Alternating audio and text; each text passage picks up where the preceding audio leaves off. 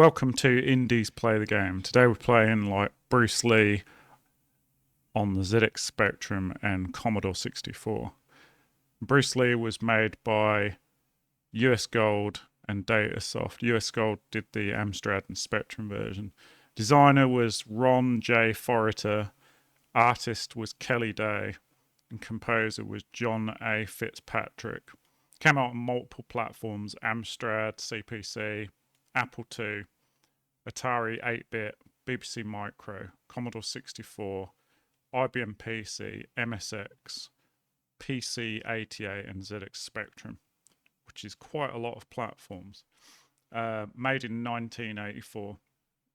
So let's play the game. It's a bit different, this one, because it's like 2-player. So yeah, and we're actually streaming this across the world because Taz is in Australia and I'm in the UK.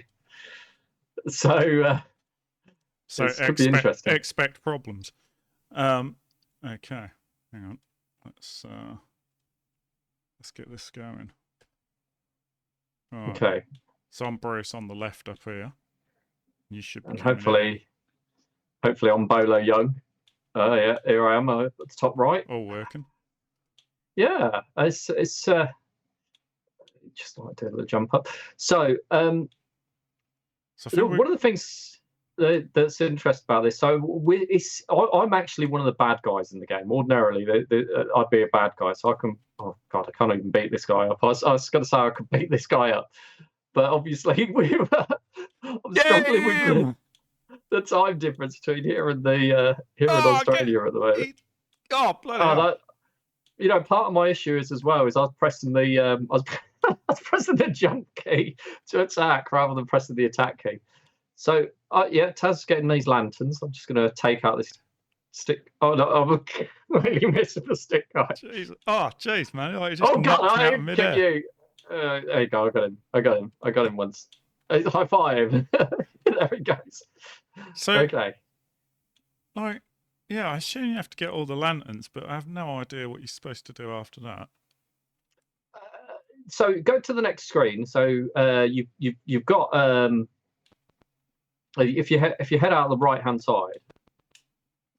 Oh, yeah, I'll go this way. Yeah, you can go that way. Yeah, and just keep getting the lanterns there. Now, do you have to get the lanterns, or is? Well, you see the little red thing at the bottom there. Yeah. I'm not 100% sure, but I think once you collect all the lanterns, this opens and becomes like a hole that you can go through. I'll take that as a yes then. And since I'm the one that's like got the least lag, I'll collect the. Oh, it probably sounds like a dangerous thing to do. Leave you fighting that guy. Oh, get off my brother. Do you know, right? that guy, he actually hit me. I was unimpressed by that. Okay. Oh, sorry, buddy. Balls. So it's interesting. The lags. What we got? It's not too bad. I'm like maybe 250 milliseconds out, that sort of time. Oh yeah. Yeah, you can time it. If I spam the punch, then it's actually works quite well. I'm coming too. Like I'm just gonna. Do a little jump up, show my bum. Oh, I'm leaving you, man. I mean, considering like we're on the opposite sides of the world each other, it's not bad. Like it's not bad. Oh, that was double hit. That was awesome. I'm getting him again. Okay. Nice. There you go. He's dead. So one of the things that I find interesting on like this game is like so first of all, this was apparently one of the first games. I don't know whether it was the first, but I read somewhere that it's the first game to feature a licensed famous person. So really? Being Bruce Lee, yeah. So, and it's weird, right? Because that makes at the time sense, when this was released, right? Yeah, and at the time this was released, you think about it, right? Bruce Lee, whilst he'd done some big films, he wasn't as big a name as he even is now at that time. You know, he'd had big famous films, but it didn't like I think he became much more famous like in the 90s than he were in the 80s, and probably even the 70s. Like you'd heard of him, but he wasn't a legend at that point. I don't know. Like, what do you think? No, I think he was. I think he was. Like, I was 8, so what do I know? Yeah, no, he was. He was. Like, put it this way. I remember when playing this around at the time. I remembered being. So do you have to go right here, or do you have to go back left? No, I don't know. You got to go back left. Yeah. Yeah, I'm guessing that green thing is like. Yeah, there you go. The hole's open. I'm guessing that green thing was like you go through me, buddy. You die. Yeah, I think you can't get past it. Oh, that's handy. Oh, he just falls down the hole. Yay! Look, my guy. I've just realised he's a sumo wrestler. If I jump, you can see his sumo pants. Okay, yeah. So you got to get the lantern on the right here. So I believe here. Once you've got these lanterns, I'm going to go. Oh yeah, watch out for the. Oh no, brutal! Wait, what? You're Bruce now. Oh yeah, yes, 2-player. I forgot about that. I thought that was me thinking. I thought you had to go all the way back to the beginning. Okay, right. Brutal, like look, it's like literally reset the whole level. Yeah. Oh, that would be harsh. This is interesting getting Bruce to stop under the right things. Circles. Sorry, I don't know what you're on an Xbox pad. The right button's attack. Yeah, that's it. Yeah. Oh, this dude's. Hey, this guy's actually like. They're not the same, are they? This guy's actually quite lumbersome. Yeah. I mean, I'm big. Okay, I'm out of it. It's quite hard fighting him over remote play. Okay, so yeah, so I was going to say, so when I played this as a young kid, I remember being like incredibly excited to be able to play a game where I could be Bruce Lee. Do you know what I mean? Yeah, I guess there was that. Yeah. Okay. Oh, it's only only Bruce can get the lanterns. Yeah. Oh. This dude doesn't want to come at me if I'm spamming punch. Come at me, bro. Like my brother's getting you now. You're in trouble. Oh no, he's stuck on you, man. Yeah, we're double team. Oh, that was cheeky. Yeah, I do. No, I know what you mean. I was excited to play Bruce Lee, but I don't remember going to school, for example, and going, "Oh yeah, I've got Bruce Lee," and everyone going like, "Bruce Lee, that's awesome." I remember a lot of people going, "Who?" Well, I guess that makes sense. That so this is you back in the tavern. Oh, okay. So you got to get down that. You got to get down that danger hole. That's easy. I seem to be better at being the fat guy. Yeah. Than I am at being Bruce. So yeah, I was going to say, like, I couldn't do like at the time, like I thought this is really interesting level design, like So this bit here, obviously, I'm guessing you have to jump into that and go up because the sword's surely going to kill. Oh no, it just makes you go up. I was going to say the swords are surely going to kill you. Yeah, I don't know what it is exactly I'm climbing here. Yeah, but I remember so I remember our older brother Dale. He was like massive Bruce Lee fan, right? So like he was, yeah. So I was like, I kind of was. I don't think. Oh, balls. I don't think I was quite as excited as he was, like with Bruce Lee game, because like I don't even think I watched the films as much as like he did, but I did know who Bruce Lee was. But he was a fanatic into Bruce Lee, and so yeah. I mean, you were 10 anyway, like yeah. I think we were like a little bit young to understand like how famous Bruce Lee was, but I do think he was a legend at that point. He was pretty. Yeah, well, he must have been because they wouldn't have made a game about him. Do you know what I mean? Yeah. I mean, I just kind of thought maybe Arnold Schwarzenegger was a bit more famous at that point, but then I mean, making an Arnold Schwarzenegger game.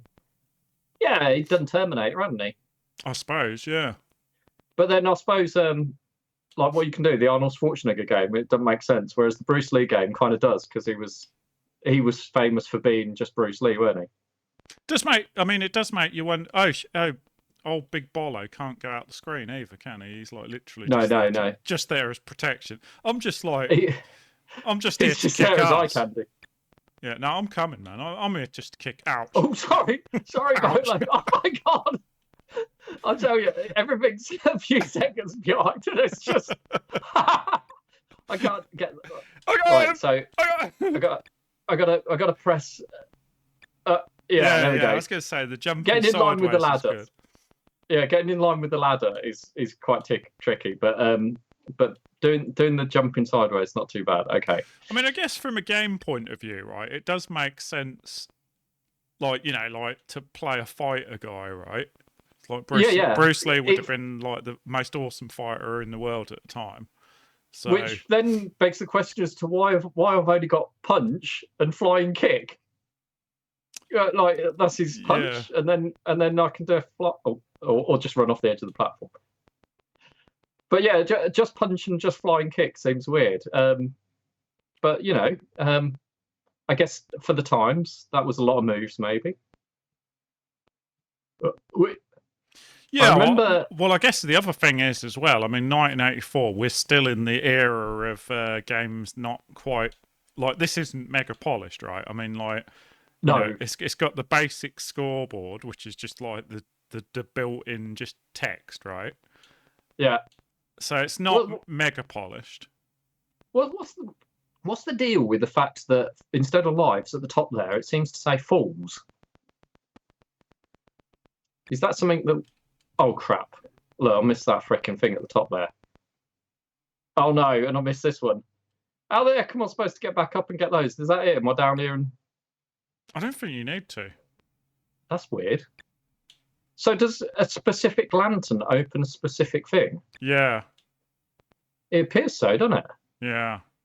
The only thing is though, when I jumped up there last time, you have to make sure you jump and get that lantern, because if you miss it, I think you're stuck. You have to die, because I think the lantern makes the purple floor disappear.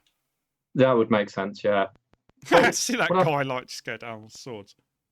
Oh, yeah. This is going to be interesting. Okay. Yeah, good luck. Hey! This is going to be interesting because don't stand on that. So you have to wait for it to be going up, and then you can stand on it. So it's going up now. So okay. So yeah. It's interesting how they've done the 2-player on this, because we're basically tag teaming this screen now. yeah, but also obviously I'm playing the bad guy when I'm playing. Why did they make it so that you take it in turns and it's co-op at the same time as well? It's kind of weird. And why is there only? I mean, there's only 2 enemies in the whole game that just follow you around, right? And then on top of that, these 2 enemies happen to be 2 enemies that are never featured in any Bruce Lee film. I don't remember a Bruce Lee film with a sumo wrestler in it. And I don't remember a Bruce Lee film with a midget with a stick. I wonder if, again, because of the limited resolution, I wonder whether, it was a choice, a purposeful choice, so that, Bruce Lee really stood out as being Bruce Lee, and, those guys are totally different. So basically, what you're saying is, right, they done the graphics for Bruce Lee, the character, and they were like, this looks sod all like Bruce Lee. We'll have to make the other guys look even less like Bruce Lee. They were like, whatever we do, oh, you son of a gun. Oh, no, that was brutal. Okay, yeah, I think, they literally did the graphics for Bruce Lee, and they were like, that's as good as we can get, man. This is tough. And then they were like, right, the other characters can't look anything like Bruce. As far from him as possible. I tried to time that. I figured once the thing had just gone, that'd be the time to do it, but apparently it's not. It's interesting how, when it goes back to my go as Bruce, all of the things that we've collected is shared. That's kind of cool. What do you mean? Well, when you collect the lanterns, they disappear on the other session. No. We just both happen to have got the same amount of lances at the moment. Not cool at all. They should have done it like that. They should have done it. That would have been good, right? Because then it would have felt like it was actually 2-player cooperative, and it would have felt kind of like quite nice. But now I'm kind of a little bit disappointed in the 2-player. Oh my god, what's the deal with this thing here? And you got to just time that from a fall at the top there, because if so, I'm just going to take my chances and just jump and hope for the best. Oh my god! Or is this a wall that you can climb down? I don't understand what's going on.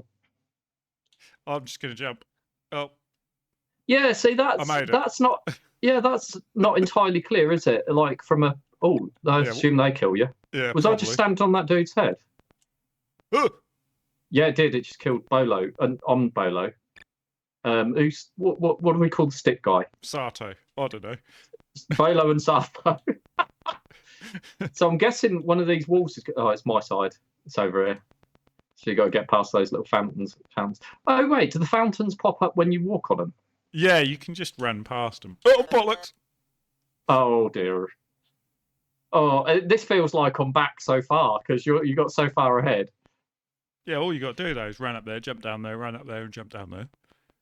That's easier said than done when everything's like 2 seconds behind. Oh, well, just sorry, I didn't mean to walk. Piece of cake. I didn't. I meant to stop at the top there, and here we go. Okay, so I'm going to time this, and yeah. Oh dear. Okay. I think I'm going to have to. Well, I don't want to go down there. There's swords, man. Oh. Oh dear. So there's no music on Bruce Lee at all. It's just an interesting choice as well. Yeah. It's almost like they went, you know what? We've got this famous dude. We don't need to. We don't need to go to the extra effort to actually have music. I think it was like to really make his punch sound stick out. Yeah, because oh god. Wait, game over? That's harsh. Wow. Jeez. Is that game over for both of us? I suppose so. I'm confused by the kind of like it is. Oh, there we've got music here. Hang on a minute, that says ocean on it. Wait, what? Datasoft presents ocean. Conversion. It said conversion. The Spectrum version must have been converted by Ocean. Oh, okay. So do we want to try and jump over to the Commodore version now? Is that what we're thinking of doing? We could do. And then do kind of like a complete side-by-side comparison. No, let's have another go on this, and then we'll jump to the Commodore version. So we got like a good solid understanding of how crap we are at this version. Okay, hang on. Hopefully this doesn't balls up, but you know, if it does, it does. All right. So it is interesting remote playing this. Like I'm not sure whether or not there's a slight kind of like, you know, unresponsiveness because I'm remote, or whether or not there's just an unresponsiveness in Bruce Lee full stop. Yeah, I reckon it's just because you're a big fatty born batty. Do you know what I mean? That's all it is. For you, how responsive is it compared to say Manic Miner? Because Manic Miner was. It's probably about the same, to be honest. There are a couple of things on this that, like, compared to say Manic Miner, because that's another the only other platform we've played so far. Yeah, and I think that's fair to. One thing I will say, this compared to Manic Miner, the running and the jumping obviously is a lot faster than Manic Miner, and so when you kind of like platforming around, it does actually feel pretty good. It's. You know, you don't have the same sort of pixel perfect. Similar to what we were saying before about Manic Miner. With Manic Miner, like everything felt so pixel perfectly because I think it was the speed at which you're platforming is quite slow on that compared to this. And this definitely feels more actiony, but like you probably couldn't do as pixel perfect as a jump as you could on Manic Miner. I mean, it'd be interesting to say compare it to Ya Kung Fu, because that was like a platformy type beat 'em up as well, wasn't it? I'm remembering the right game. The second one was. The first one was like more of a kind of like, Street Fighter type game. Oh, okay. Yeah, so I'm thinking of the second one. And the second one being awesome, actually. Wasn't that like was that a 2-player game? I can't remember. I'm not sure, but if I remember rightly, wasn't the main character essentially based on Jackie Chan? I think he looked just like Jackie Chan. What in the way that this looks just like Bruce Lee? Yeah. Well, I'm kind of probably thinking of like, I mean, why was my guy just stood in midair there? Like, I'm probably thinking of from the point of view of the box art. Maybe, yeah. I'm still very confused by the sumo wrestler and stick fighting guy. Oh yeah, let's climb up. I'm coming with you this time. It just looks so funny.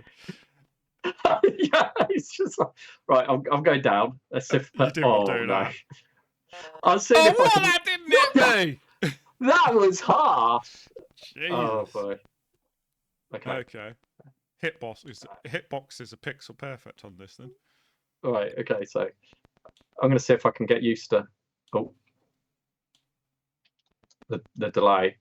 Oh, look at that! I double jump kicked him. That's it. Now he's down here. I can take care of him. Yeah, you take care of him. There you go. He's all gone. Okay, so where do I need to stop? I'm going to stop there. I think that was. See that thing on top of there that looks like Hippo? Yeah, is that your character? Yeah, that's my mate. That is. It's really. I got to say, I know it's a simple game, probably, but like you really do notice the difference between Bruce and old Chubba Lubber here. You do, and that stick guy's got some reach on him. I just realised. Like he outreaches my punch. So like you've been working on AI and stuff like that. It's interesting the AI for that little stick guy there. He saw me climbing up the ladder, but his instinct was, I'm just going to fall down and like run around and see if I can get him, even though I'm nowhere near him, kind of thing. His AI is literally, if he's on the same level as you, then he's going to run towards you. But now I'm guessing now he's down there. That's it. He won't climb up. I'm guessing he's just going to stay down there. Yeah.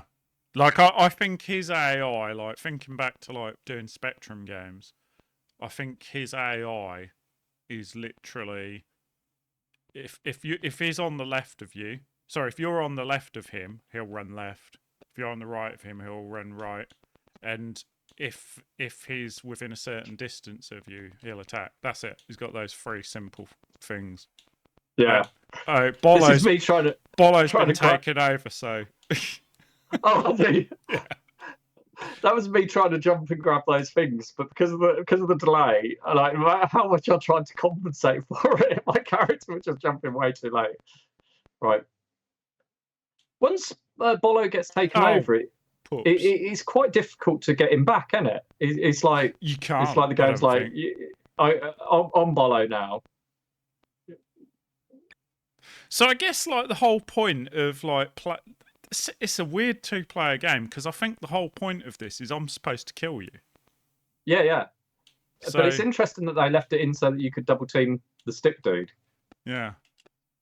Yeah, but he attacks me though. Oh, sorry. Oh. I'm staying away. I'm really trying. Yeah. The stick man attacks me as well. So. Yeah, I think he only attacks you once you've attacked him, though. I don't think he no, because I didn't attack him. Like, look, if I go down here, right, I haven't attacked him. Oh, he'll just come up to me and... Oh, you're right. You are right. See, he's your buddy now. He's like, yeah. Hang on. Oh. No, it's all right. I can do my test on this screen. Sorry, I'd already made the run, and... It was I let go of my controller, but it carried on going. Okay, so. No, he's not attacking me. Maybe he lets you have one hit. Get him again. Give him another. Give him another.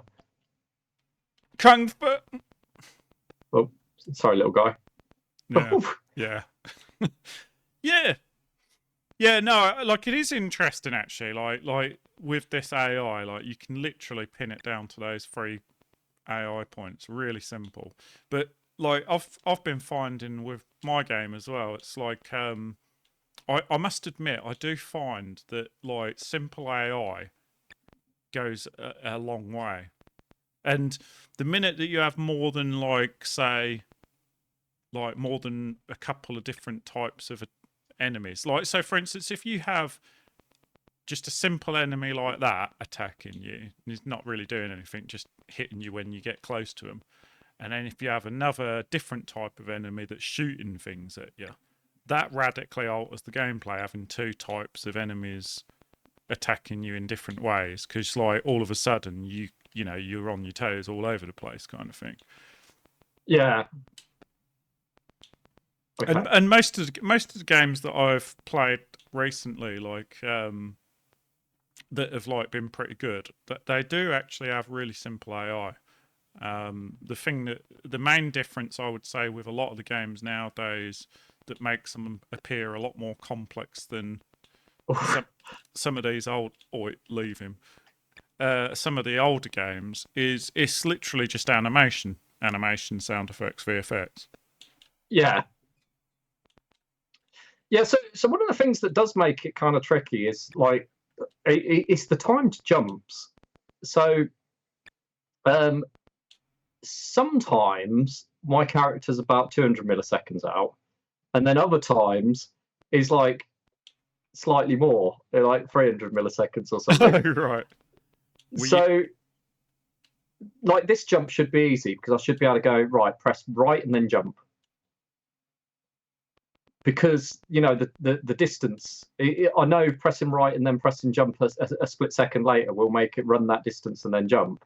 But that was really difficult because I was kind of like moving sideways to get off the thing, and then that's it. It just carried on moving sideways afterwards. I obviously should have just tapped sideways, but it's just your brain goes, "Oh, it's not moving." Like keep hold of it.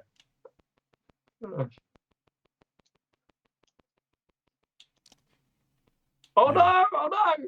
Stabby. I do love the fact that the AI is kind of dumb. I like the fact that the stick guy just randomly essentially commits suicide. Oh, I was supposed to jump there. It makes me think about like, you know, should I have some dumber AI in my game kind of thing, because they're all kind of quite smart. And like, you know, so on mine I've got this moment where the baddies can kind of like get knocked into this road and this car runs them over.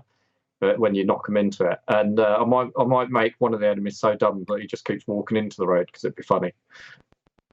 I think there's enough. Yeah, it's good to have like a bit of chaff. Do you know what I mean? That don't really. It's not really a threat to you. It's like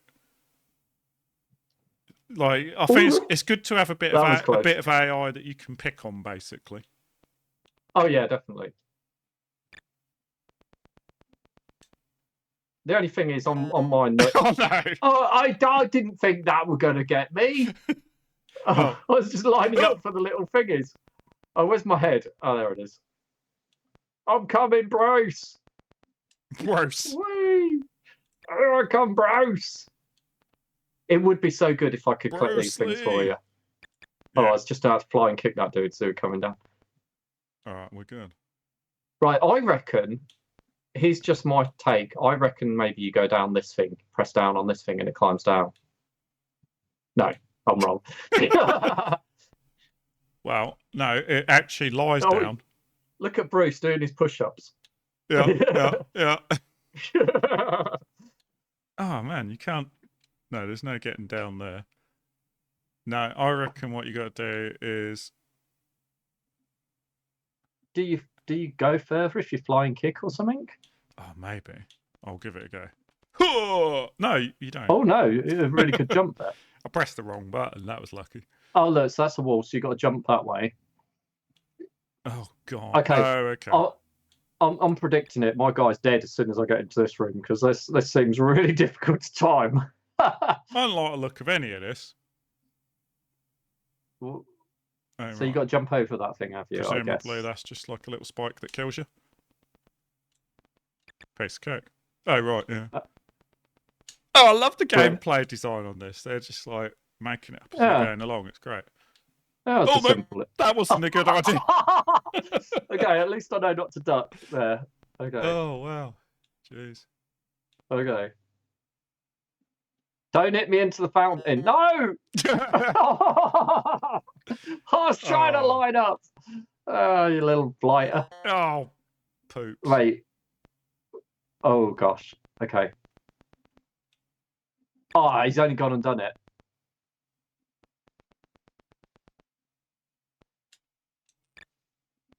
Yeah, I must admit, I do appreciate the simple AI on this.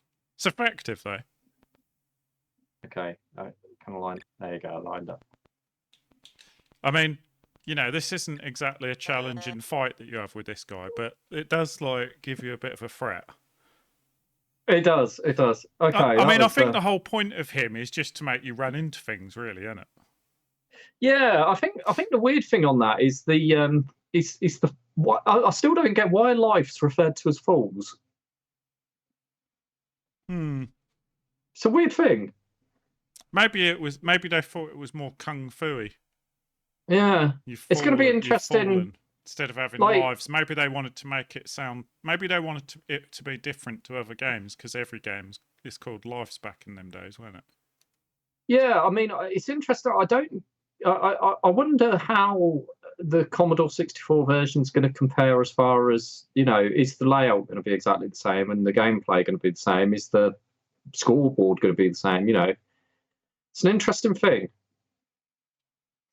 One thing I do wonder with, like, you know, with that, like, being called falls like that, I do wonder, like, maybe Emily would know, but like nowadays, like, do kids still, like, call lives?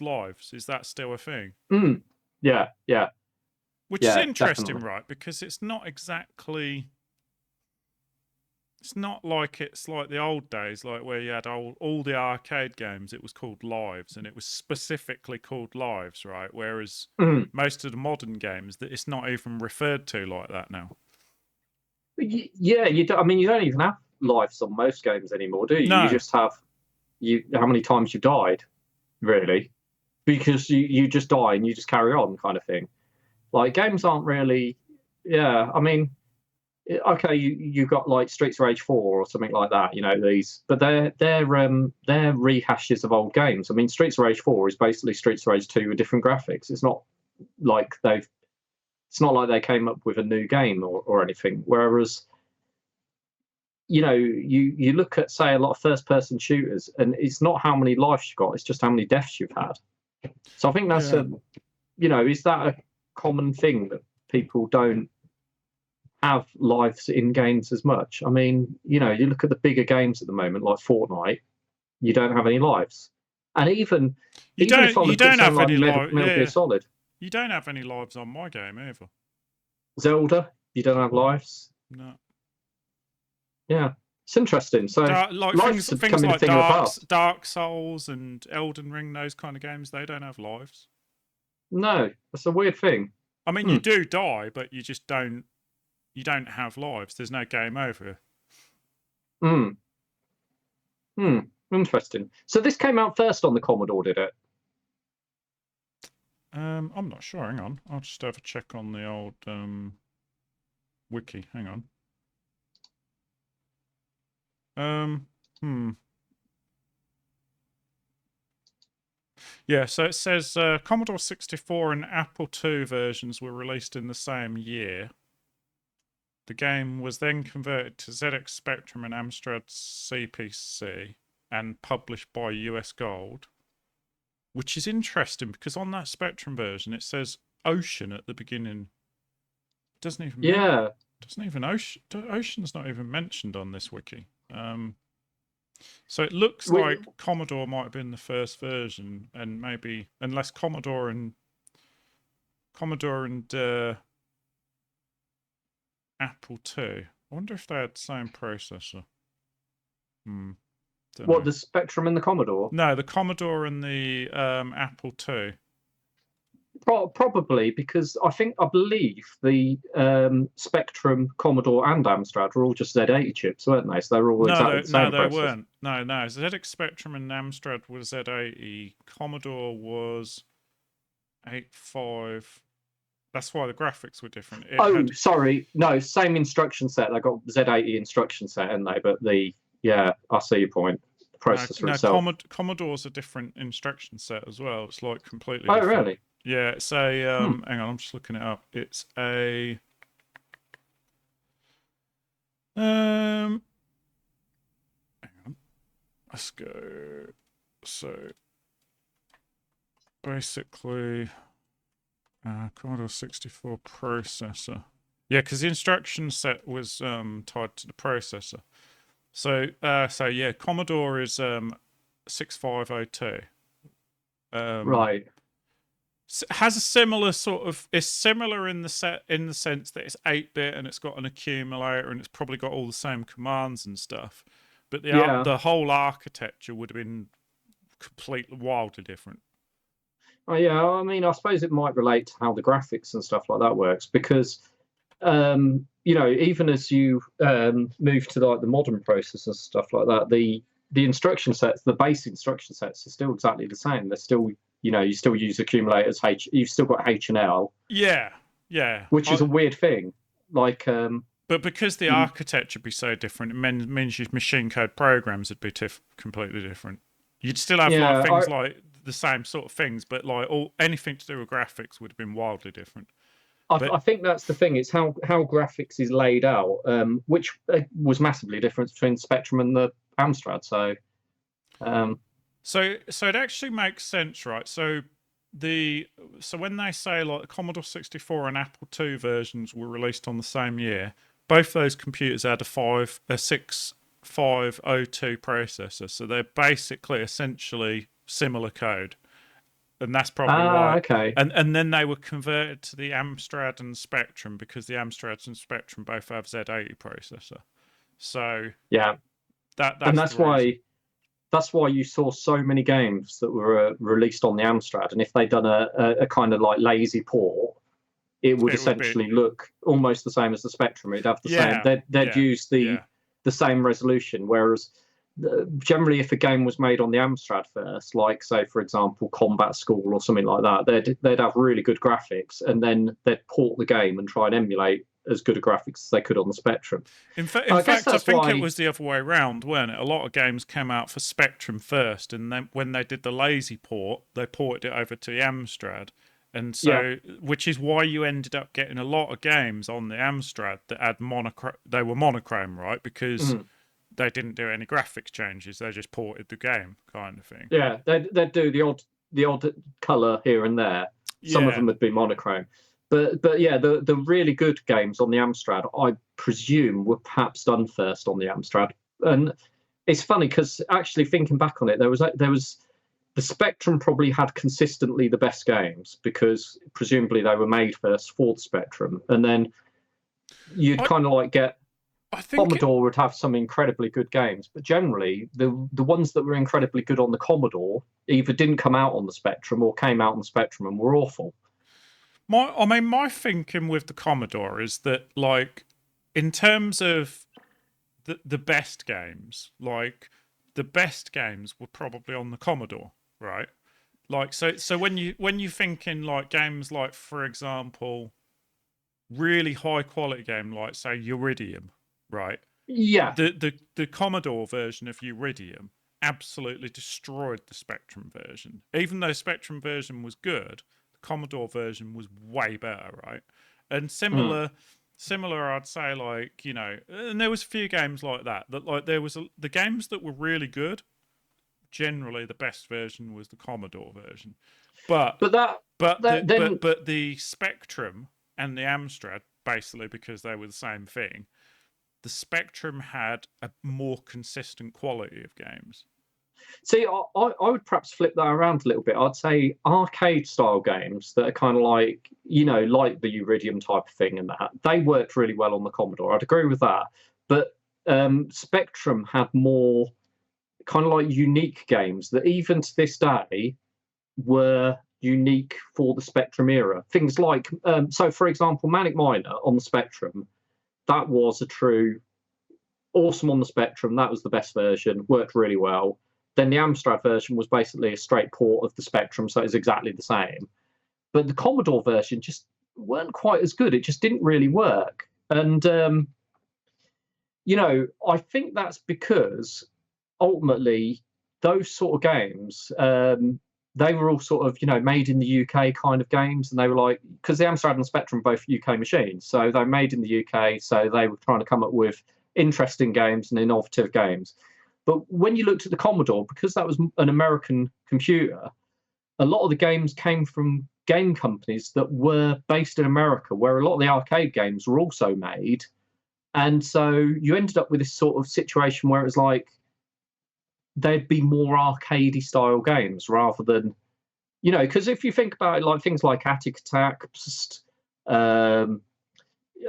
Manic Miner, Jet Set Willy, all of those sort of games, they were all incredibly original game ideas. And then you could take that as far as everyone's Wally, Night Law. I seem to be quoting a lot of Ultimate Play the Game games here. But, there were a lot of games that just worked so well on the Spectrum. But then when games started becoming like arcade ports, the Commodore were just better suited to doing that sort of thing, probably down to the hardware sprites. Yeah, I do think it depends on the game because, like, certain games, like, like I say, the games that were done really well, like you kind of like, your Way Exploding Fist, you kind of, your IK Pluses and like your Great Guiana Sisters and your Iridiums, those kind of games, things like Zynaps and stuff like that. Those games, well, for starters, they all had really good music, right? And that was one of the Commodore's like strong points. It had like, Spectrum, the Spectrum didn't have music; it had beeps, right? And so, but whereas the Commodore, things like the music on like Last Ninja 2, even to this day, is incredible, right? It's amazing sounding. Whereas the Spectrum version, it's what it is, but it's rubbish, right? But it's because Last Ninja 2 as a game without the music isn't, it's an okay game. The music added a lot of atmosphere, right? And so the Spectrum version, although it was the same game, it just wasn't anywhere near as good as the Commodore version. It had a mediocre game with no decent sound, whereas the Commodore one was a mediocre game with incredible sound, I think it comes down to consistency, right? Like almost like, a good, probably, I would say, like, by the time like games started getting good, like, maybe what, 85, 86 kind of time, almost, I would have to say, more than 50% of the games on the Spectrum were good. There wasn't a lot of crap getting released. There was some crap games, but once the market got used to it, even the cheap games were pretty good. Like all the Mastertronic games, 199 games, they were all good games, right? They weren't as good as the expensive ones in a lot of cases, but they weren't terrible either. They were pretty good, right? Good quality and stuff. And I think, like, compare that to, say, the Commodore. The Commodore, it had its top shelf games were exceptional, but its below that games were really hit and miss. Some of them were good, some of them were abysmal, some of them were awful, some of them were okay. Whereas, with the Spectrum, it's like it was either a really good game or it wasn't bad. There was hardly any crap games. I do think a little bit of it comes into so the Commodore, if you was trying to recreate an arcade game or something like that, or a similar game to an arcade game, because it had the hardware sprites, that was it. The Commodore game was going to come out better. Whereas the Spectrum, when you was creating a game within the limitations of the Spectrum, it made you think about what you was doing with the game and made you come up with something that was a little bit more thought out. And so that's where the Spectrum really shined. One of the things that I find weird is, you mentioned IK Plus and Way of the Exploding Fist, and I always thought Way of the Exploding Fist, the best version was the Spectrum version. I thought the Spectrum version was like really, it was just the way it played. It moved so nicely. I think that was actually was a bad example, really, because I think like that was pretty consistently good on most platforms, that game. So what does your mate have said which one was his favourite Way of the Exploding Fist? I've never asked him, You'll have to ask him next time you see him, because it'd be interesting to know, like, have his insight as to which one he preferred, given, that he made it, kind of thing, But, yeah, I'll ask him next time I see him. I'll ask him. Like, I'm assuming he would like the Commodore version, because that's the original that he made on the Commodore. So I would. Yeah. But you see, I found the Spectrum one to be slightly smoother in the gameplay side of things. But then on the flip side of things, IK Plus is brilliant on the Commodore. Like, and that's probably the best version. But then at the same time, the Amstrad version of IK Plus is really good. But again, the reason the Commodore version's so good of that game is a lot is to do with the music, right? Which I'm pretty sure is Rob Hubbard, isn't it? Is it Rob Hubbard? IK Plus music, music. Arch McLean, but who was the actual? Did he do the music? It said Rob Hubbard there. It did say Rob Hubbard.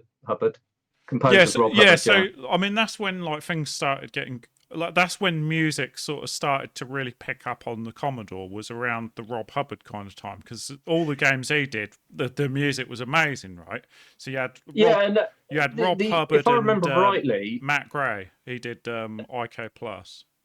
Yeah, and if I remember rightly, not IK Plus. Last Ninja 2. Last Ninja. Yeah, Matt Gray did. Yeah. If I remember rightly, the music on the Amstrad, they managed to recreate the Commodore 64 version pretty well. It wasn't bad. Whereas, so it became this weird kind of thing. Like Spectrum, if you wanted really smooth games, a game that needed to move really smooth, Spectrum was generally king. If you wanted a game that was really arcadey, had loads of stuff going on, the Commodore was king. And it'd have good graphics, good colours and stuff like that. But there was this kind of middle ground where it needed to move smooth and it needed to have like colourful graphics and that. And sometimes the Amstrad would win out on that. I mean, I'd say it was probably a lower percentage of games that were better on the Amstrad. But when they were, they really kind of shined. See, I would say it a little bit different, right? I would say that games on the Commodore like were way more smoother. Like, because it had hardware sprites and stuff, and it, it could do scrolling and stuff like that. Everything was a lot smoother. Sorry, not necessarily smoother. More, it's kind of like the responsiveness, I guess, in the gameplay. Like, not even so much that, right? I think in actual terms, I think like in actual capabilities terms, right? Every single like the Commodore was ahead of the Spectrum in every way.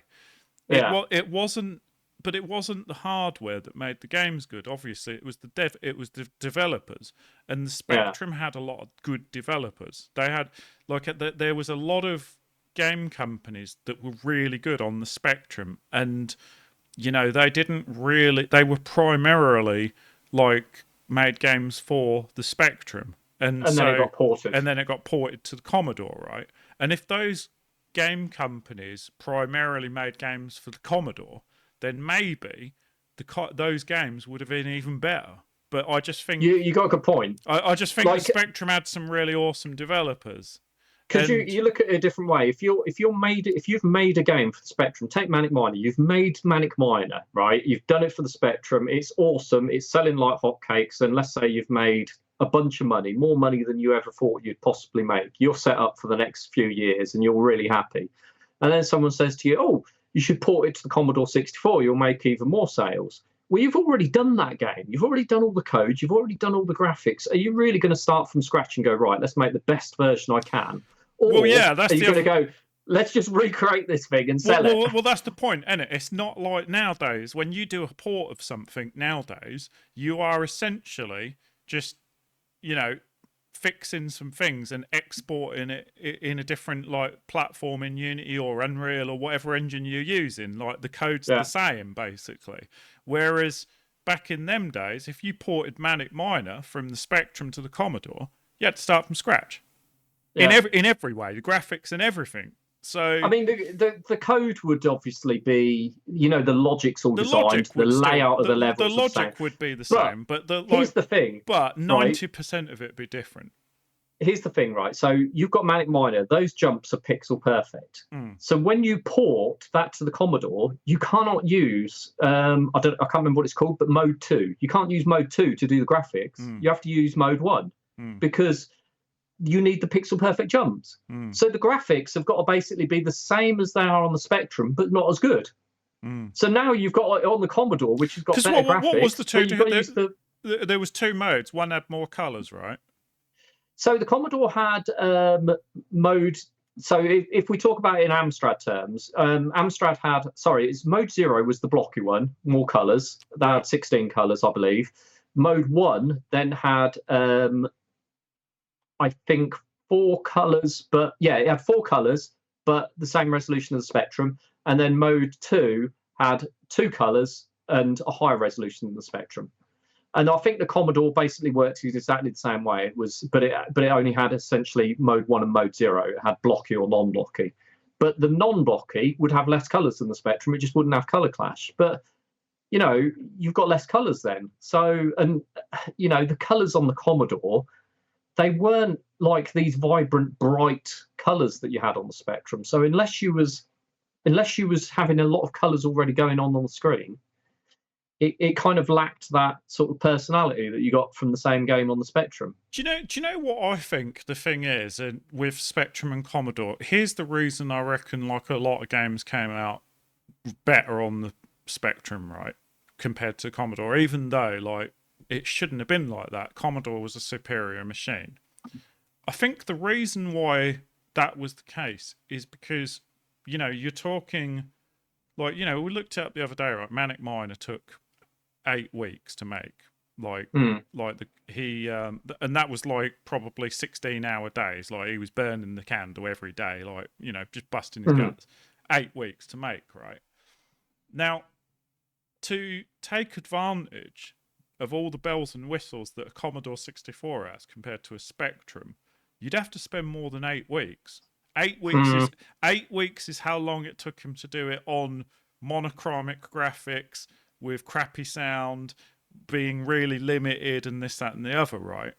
If you went and then did Commodore 64 and it wasn't monochromic graphics, and now you're going to have to spend a lot more time painting all the sprites and this, that and the other. Now you've got better sound. Okay, well, we're going to have to do a better job of the music and the sound effects and all that, right?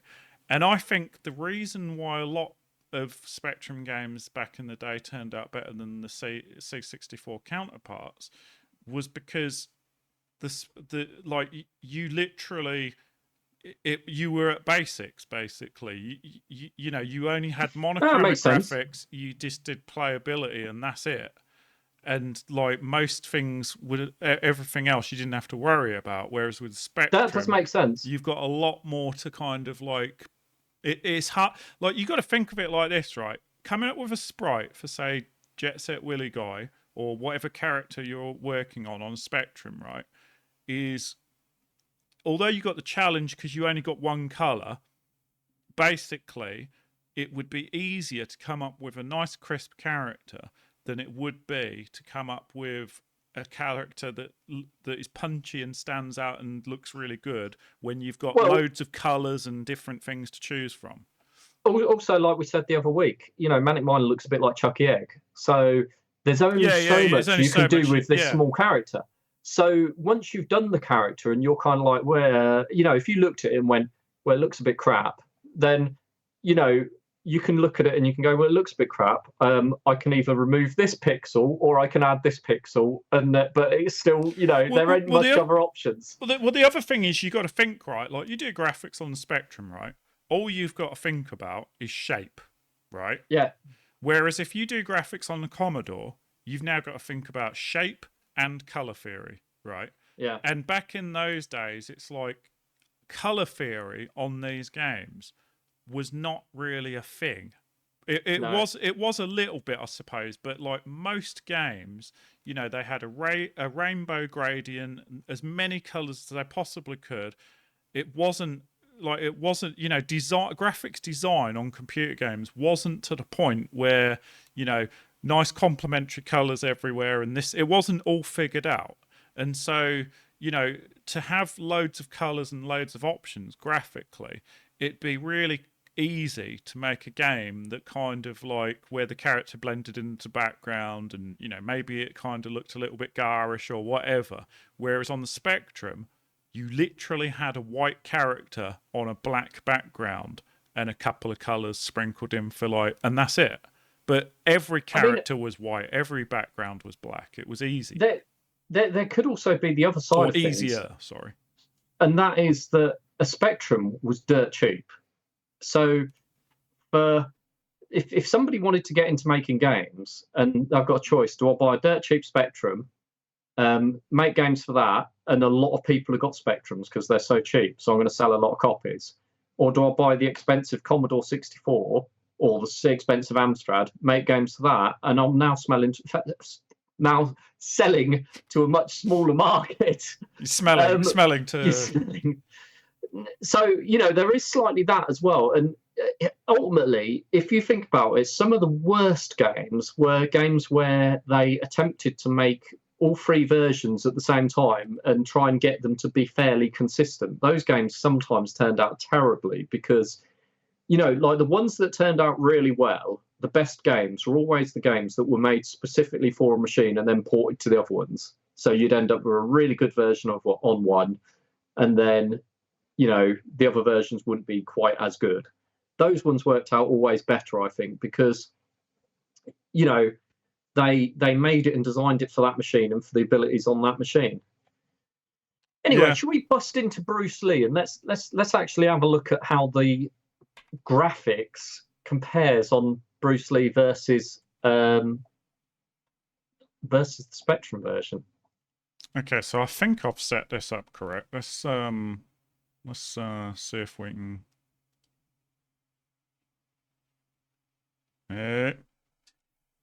See, so already, right? The graphics are way better because you've actually got Bruce Lee there, right? Even though it doesn't look nothing really like Bruce Lee, but it's like. No, I mean, you know, look at the size of his nose and his weird cheek there. It's a bit weird, but yeah, visually you're already looking like cooler. But no color clash too. Yeah, that's right. But that said, though, interesting color palette, right? Yeah, well, it's really weird. Purple and is that grey? It's grey, white, black, and purple. So 4 colors, and that's all I've used. So presumably this is in the basic mode where you only get 4 colors. Then it looks quite blocky, doesn't it? So like yeah. Compared to the Spectrum, I think it's blockier. The only thing is here, hang on. I'm just gonna have to real time. Like I think it looks like my Commodore's a bit bigger than my Spectrum. Hang on, I'm just gonna do some adjustments here. Hang on. Tweak the old stream. Let's get him in. Let's get him in shape. Hang on. Yoink, yoink. Yoink. Bit better, isn't it? Yeah, so the Commodore was really expensive looking back at the time. How do you actually get into the game on Commodore? Try pressing P. Oh, P is it? No, that pauses. Oh, press the oval bracket next to P. Just press like any key. Oh yeah. Did you load up your config file so you can do the F keys? I have no idea. We'll find out. Hang on. No. No. I think you can load it now if you go into that menu quickly. Okay. You should be able to load it over it. My Commodore sounds really loud. I gotta turn this thing down. Oh my god. Is it this one? Oh yeah, there you go. So if we set it to 50%. Okay. It's gone really crazy. Hang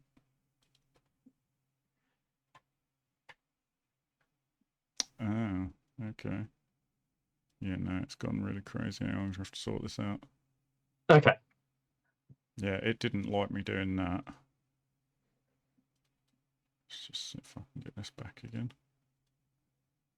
Yeah, so in 1983, when the Commodore 64 was released, according to this, it retailed $595. Right. Which, that's insane. The Spectrum was like 100 and something pound, if I remember rightly. I think as well, I might be wrong about this, but I believe the initial, like, the home computer game market initially kind of like got kicked off on the Spectrum, right? And so yeah, I think there was a lot more developers and a lot more people buying Spectrum games. Well, certainly in Europe anyway. Certainly. So England. this explains it. Spectrum was £125 versus the Commodore's $595. So the insane difference. That's why there were so many Spectrum users in comparison, I would imagine, because the thing's cheap. So they're going to be, so many users that they're going to be like, right, okay, well, we're going to go with the Spectrum users, right? Why release a game when you're going to get a third of the audience or whatever? How much was the Spectrum? It's pretty cheap, wasn't it? £125. Yeah. That makes sense, really, doesn't it?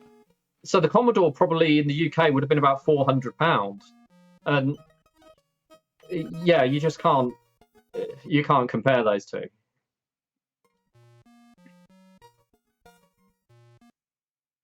Yoink. Okay. There we go. So what do we want? We want 2 players. F5. F5 and away. Yeah, there we go. We can go. Let's have a check out of this then. All right. Now, who's Bruce Lee and who's Chubby Checker? Well, I've lost my controller. Hang on. Coming back. It should be coming in. Here we come. Here it comes. Oh, I'm back. All right. I'm Bruce. And I think I'm Chubby. Yeah, I'm Chubby. Okay, so whoa. Okay, so you haven't got a separate jump key on the Commodore. You just got to press up. Oh yeah. Okay. Well, this is. It's a bit different. This is very different from the Spectrum. Very different. Oh gosh. Yeah. Oh. It's interesting. Sorry, Bruce. It's interesting. The color choice is interesting. Like how the lanterns kind of like, sort of like bleed into the background. Yeah. And then, I mean, see, this is an interesting thing because I would say the resolution's quite a bit lower on this compared to the Spectrum version. So. Bruce Lee clearly looks a lot more like Bruce Lee, purely because of. He's a little bit different as well. Like, see his punches. Yeah. Like his punches actually do look better, even though like the resolution's lower for some reason. Why am I green? I don't know why you're green, but I appreciate it. And what the heck is my character doing? Why is he sticking his thumb in his mouth? I don't know. You're no longer. I think are you smoking a pipe? Is that what's going on? From now on, you're like the goblin now. Like yeah, the Green Goblin, but a chubby version of him. Yeah, so that dude looks far more like he looks like a ninja with a sword in this. So I think this is a good example of like in terms of gameplay, it's not. Do you think this one's slightly more playable? I mean, obviously, I'm still kind of like comparing it with a slight delay. Yeah. So I'm not sure about the responsiveness. That's a hard one for me to consider. But I think, does the animation seem better? Because I think on the Spectrum one, I think the animation was actually kind of a little bit. Not many frames, like, felt. Yeah, and although this is a similar sort of situation, it feels like the frames have been better used. I'll tell you what I'll say on this. This is what I'm finding, right? The jump kick and the running is better on this. Yeah, and the just jump in general. And the jump, like, so when I go running across and jump like that jump is not as good as the Spectrum one. Oh, really? Yeah. So no. Bolo's jump is better on this, I think. You're faster though, like he's a lot faster. You're bombing it, man. Compared, I've noticed as well on this. It's just my flying kick. Look how slow and weird that is. Yeah, same with me though. Look, check mine out. Look, mine's the same. Yeah. Which I don't remember it being. It wasn't. And I don't remember my character. So this is what happens when I press down and I stick my finger down my throat, and I don't remember my character doing that on the Specky version. You know, it's kind of interesting. Like, you know, you play this different games on different systems, and they're wildly different. Like, they are the same game, but it's wildly different. Whereas, you know, nowadays you play the same game on different platforms. They're exactly the same, but just the graphics identical. Yeah, and I must admit, it's kind of interesting playing the same game but having it really different. Yeah. I must admit, currently, I kind of think it's not bad, but I think because it's predominantly because there's a lot of platforming, and it might be just because there isn't a separate jump key, but the platforming on this isn't as good as the Specky one. The Specky one, I was able to zip around the screen collecting the lanterns. This one, and it has some weird things, like if you jump here, like you can go left and right on those things. Like it's not very. Whereas the Spectrum one was really constrained. You were really locked in position, kind of thing. Yeah, it wasn't a smooth moving left and right on the ladders. It felt a little bit slower, whereas this is quite dynamic. The movement in general on this just seems really a bit more pacey than the Spectrum. But yeah, the lack of the individual jump is awful. I think the fighting's better on this, but the platforming's better on the Spectrum. Yeah. Because the Spectrum, I found it quite hard to connect, like with a punch or a kick, whereas on this it's pretty good. So it's well easy. I will say though that and that's weird because that actually physically opened, whereas on the Spectrum it just disappeared. Yeah. I mean, what's interesting here is this game for a Commodore game looks okay. Is graphically quite poor compared to, you know, like Last Ninja had good graphics. You know, when we were talking about, that was lucky.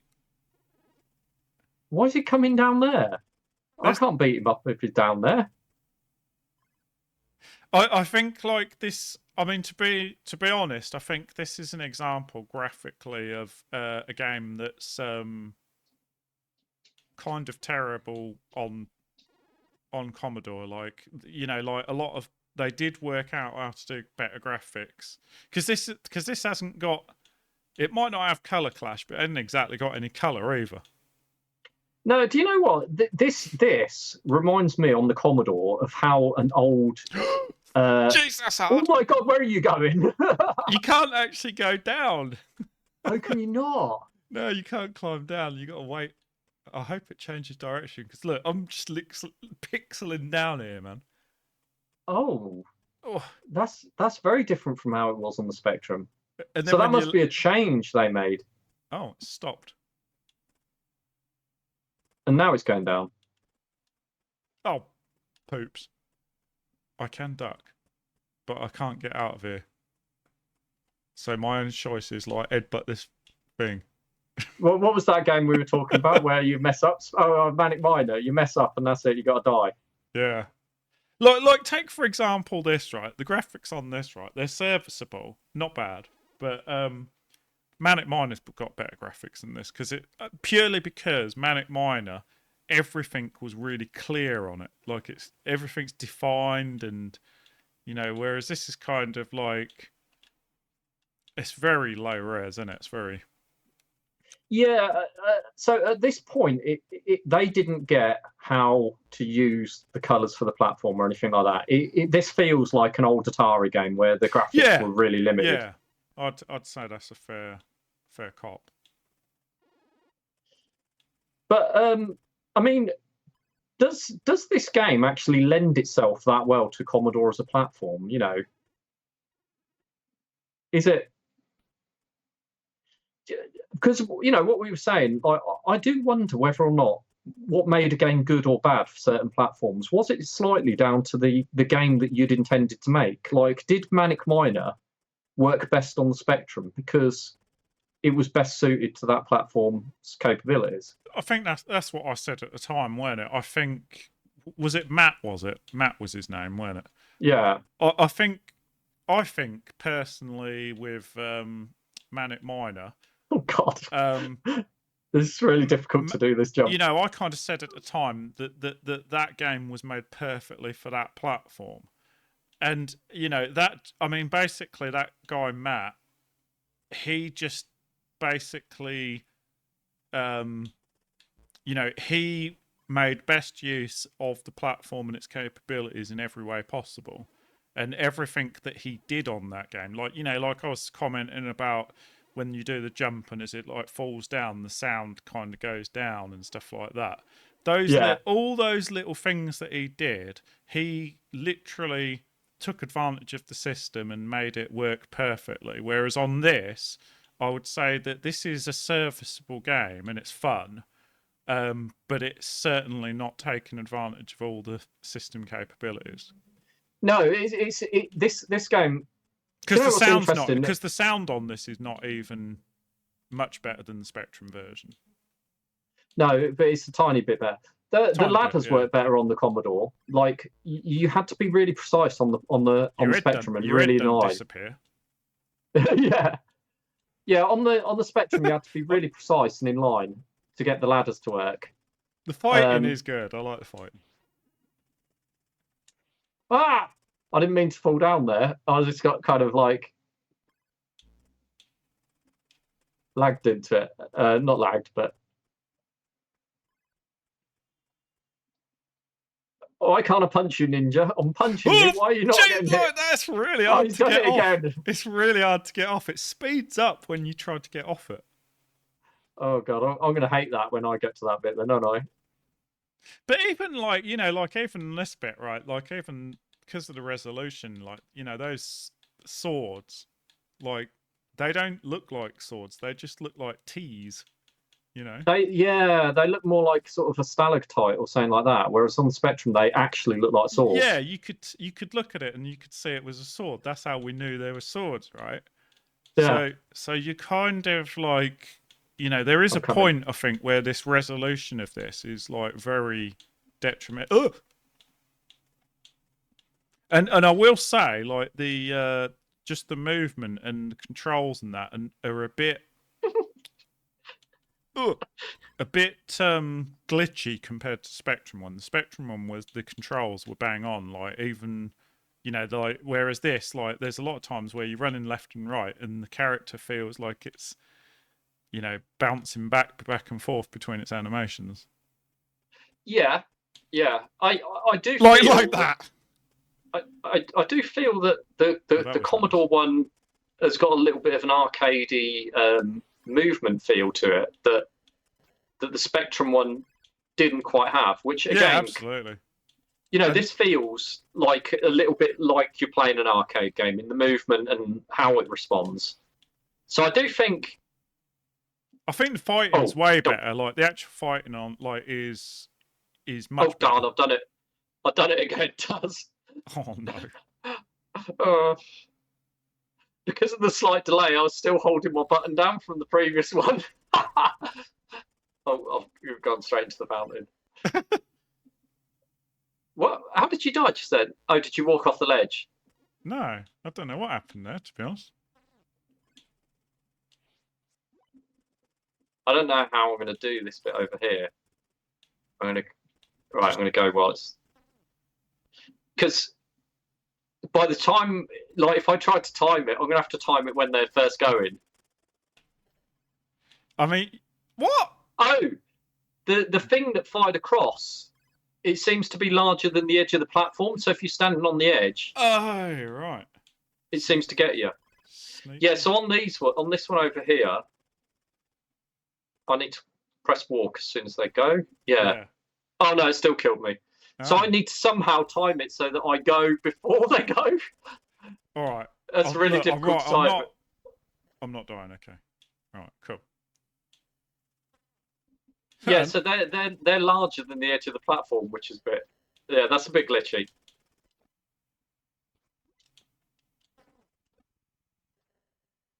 Double team the little bastard. That flying kick is weird though, right? Because just then you press the flying kick at just the right time to flying kick him, but because your character flying kicked slower than he runs, your character just kind of stopped there and didn't do anything. Yeah, I'm in two minds about the flying kick. It is good, but it's at the same time it's this is going to be interesting because the jump's not as good. This is the really weird comparison. I'm going to. Okay, cool. Yeah, like the jump kick. In some ways, it kind of makes it feel more impactful because it slows down so much, it feels like you're going oh kind of thing. But like at the same time, it kind of feels like it feels like mud. What's going on here? Okay. Yeah, have you got? That's way faster, I tell you. Yeah, because you jumped that 3 times then. Yeah.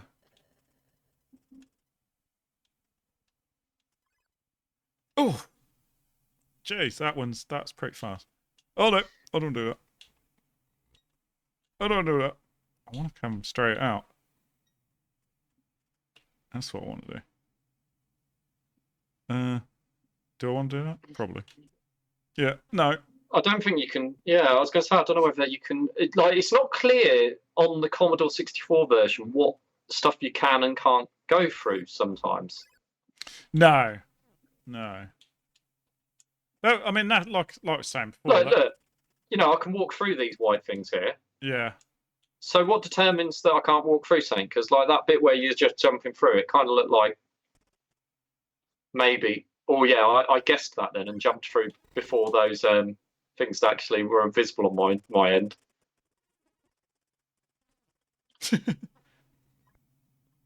Yeah, there's a little bit of a. So your character just then like doing the freaking weird thing with his mouth. Oh yeah, look now you try and get off that platform. Try and get off that platform. Oh, you what? Oh no. Yeah. But I was moving sideways and I didn't let go of it fast enough, and I'll do for myself. It's just me. Maybe I'm a dummy. I think so. We seem to have a lot of lives on this Commodore version. Yeah, maybe we just got through the start of it easier. I think overall, like I don't know. In some way, it's interesting. Some ways it's better. In some ways, it's better. The Commodore one? Yeah. I think overall the Commodore one is better. It's a little bit more playable, isn't it? Yeah. And I'm not sure what it is that makes it better. I think it might be because of the fact that the run speed is very slightly faster. It's a bit more actiony.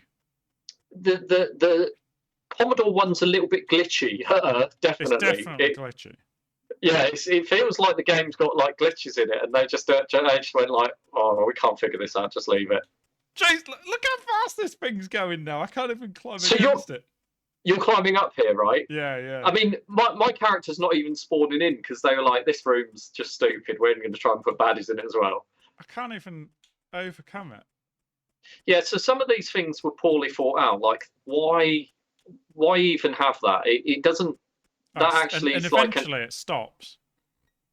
It's like an anti-gameplay feature, something put in just to annoy the player.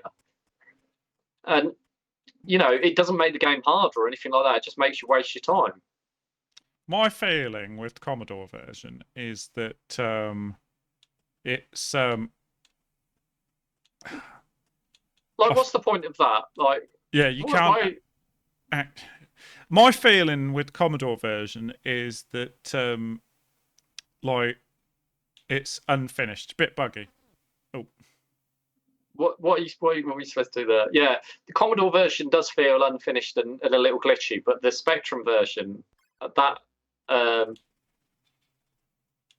feel the Spectrum version feels a little bit more polished as an actual game. Feels more finished, but this is more playable. Oh my god, I see what you mean. It kind of did it there.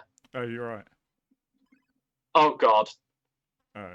I just done that jump and it didn't collect the lantern. Yeah, what was that? What the heck? So what are you supposed to do here then? Have I got to do a flying kick jump instead on that other one? Because the Spectrum one, it was a normal jump. I'm confused. Okay, this is gonna. I don't even know what I'm supposed to do here. Oh, that's what I'm supposed to do. So just follow it hard. Now what? Yeah, it's going to have opened the door at the top in the other room.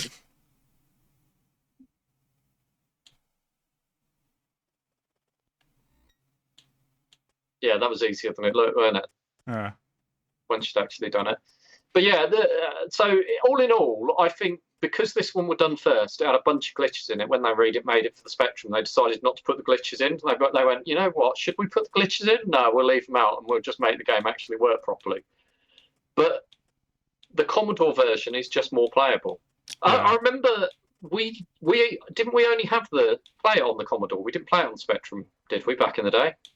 No, I think we played it on Spectrum. Really? Or did we play it on the Amstrad? I've never played this. Have you not? Not on the I've definitely played the Commodore version before.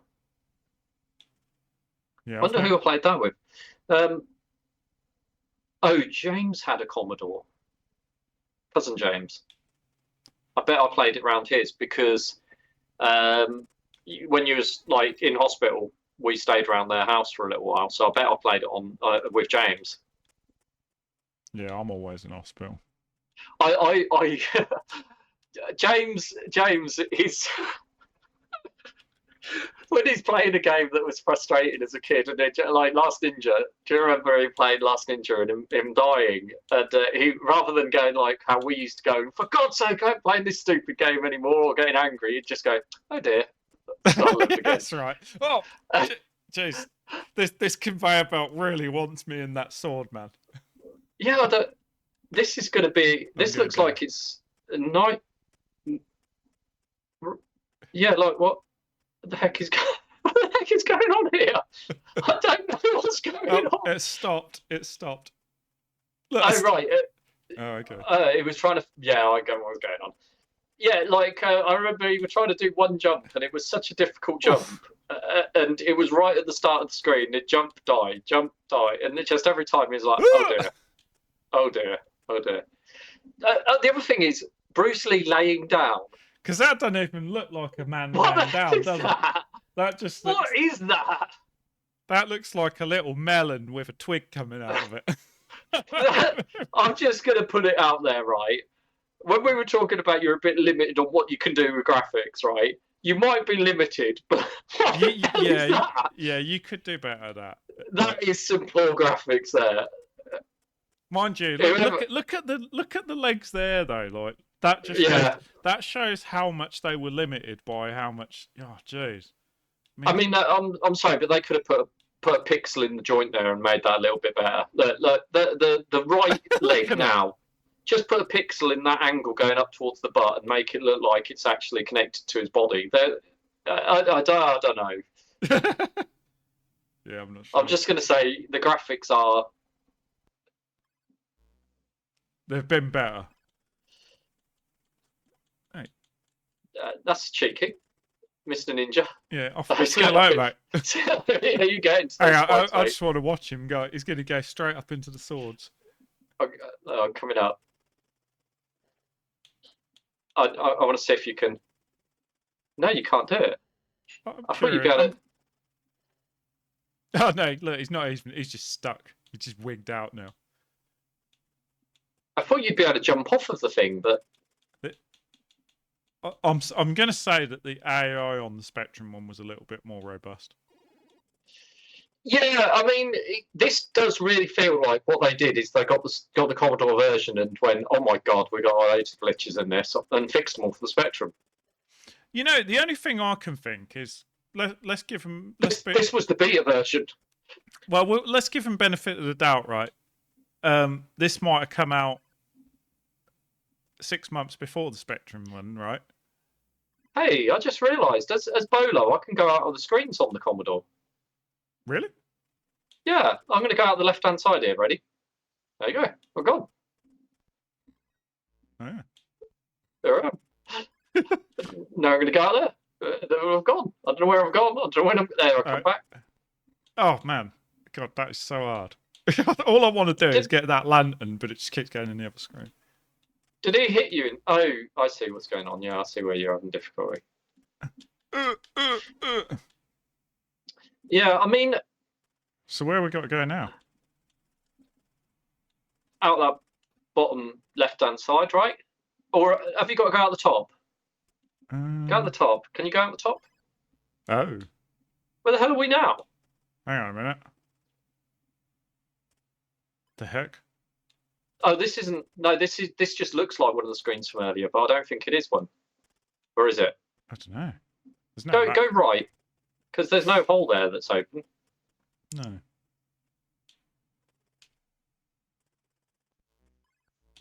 But that's the first screen. Yeah, no lanterns. I think we might have encountered a bug, you know. No lanterns. Oh, no, the door's open at the bottom right. Door. Oh my god! I'm coming. I'm coming, Bruce! Hang on. Give me some pie. This is me saying I'm hungry. Give me food. Look, I want food. I want food. Look, I just want to show you, right? This is the best animation in the Commodore version. The walking sideways on the ladder. Yeah, I love it. I love it. What's the? Look at the hippo. It's open and closing its mouth. Look. Yeah. And I can do it too. How are you doing that? That's my duck. It makes it like that wrong. Oh, at least it didn't look like my duck.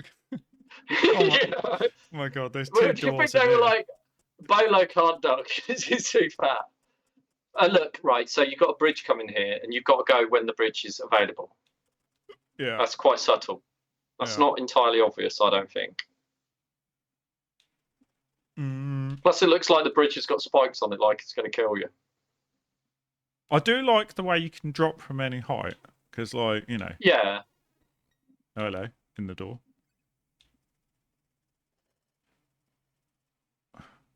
Oh, you cheeky ninja. I don't get it. Where do I go? Can you not go anywhere? No. Was there a lantern to collect? Wait, can you... Wait, you can't... It's not this, is it? You can't... Oh. Yeah, there you go. Oh, yeah, okay. Ninjas. Wait for him to fall down? Because he won't go up the ladder, will he? Layers. No, he's stuck. Stuck forever. Flying kicked him to annoy him. Although, Wait, so what do you do up there? Nothing? I don't know. Kick it? I don't know.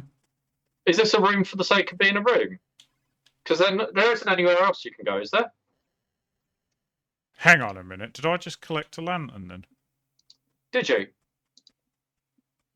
I've got a feeling that the graphics on this bit are so bad, these are actually lanterns. Yeah. Which bits are lanterns? The grey things? I don't know how you get back down, though. Yeah, you see the little grey thing where it's got like a little pixel flashing on and off. Is there another one up? Oh, yeah. Oh, no, door's open. Door's open. Oh, yeah, yeah. Oh. Yeah, so you said, did you see the little black pixel that's like flickering? Yeah. That is a collectible lantern. Oh, balls. That's brutal. We're still here, are we? Bloody hell. So the Hulk's coming up behind. I'll push you.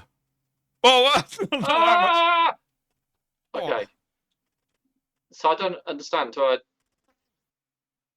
No. No, I can't fly and kick at it either. I don't understand how you got that. I mean, do you just run off into it? It's skills, mate. Okay, skills. so the doors there don't get caught by a whatever it were. Kato can stay down there. Oh, hello. What's this then? This looks dubious. So I'm guessing 1, 2, and 3 teleport you to somewhere. These things, 1, 2, and 3, the grey areas. But you've got 2 dots there to collect.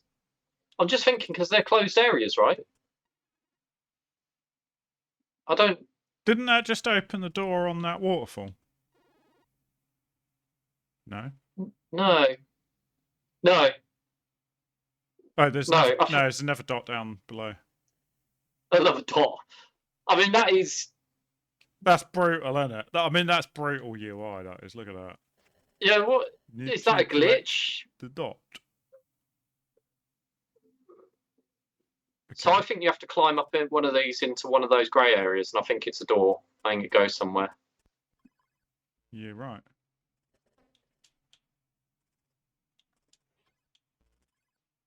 So the flying kick when timed right. I like the flying kick. That's good. I don't like. Yeah, you just got to time it closer, and it's quite satisfying to hit old ninja with. It is, yeah. See, the only thing I would say that I don't like about the flying kick on this, because it slows down. On the specky one, you could use the flying kick to jump across platforms, whereas you can't. Yeah. You can't. Yeah, it was like a. Just got to go on the right there. Yeah. Wait, what? Yeah, I just got some yin and yang. I think I've got to go back now, haven't I? Yeah, those yin and yang must have done something. Maybe you got to collect those 3 areas that you went into. Wait, is that made some yin and yangs disappear from up there or something? I don't know. I mean, there's a flashing block there, over that side. And now that hasn't opened anything, has it? No. No. So then you've got a flashing block at the top. Which presumably will open that side wall. Okay. Oh my god. Presumably you can't get down, you've got to fall down. Because old ninja bro here wants to... I just landed on him. Yeah, so... Oh, sorry. So you got to go all the way back. Sorry, Bruce. Bruce Lee. Oh my god. Hang on. Took out Fatty Ninja. Oh no, Bruce Snail.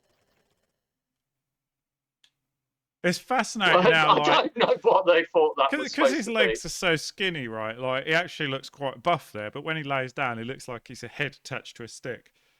But the weird thing is, well, look at his body. He's got, like, his body's pink, right? But when he lays down, for some reason, it's black. Is that right? There's no... It's weird. It's weird. So then I presume you go in the middle one, yeah. And then that guy's immediately there attacking you. Yeah. So you got to get those 2 lanterns now, then. For some reason, it's put me at the bottom here, and collision detection on that's a bit. The kick's good. Punch is not so good. Oh. Ow, my nose. In my mouth. That's where I want to get hit. Well, hang on a minute. Now what? Yeah, go up and on the right. That's opened up. Oh, is there over on the right there? Oh yeah. Yep. I mean, you. Oh yeah, I got him with the fountain. And then we go into this last one then. Yeah. Oh. And then you got to get those yin yangs. More yin yangs. And invisible candles to collect. I don't know what they were thinking with that. Oh, good. This doesn't look difficult. These crappy things. Jesus.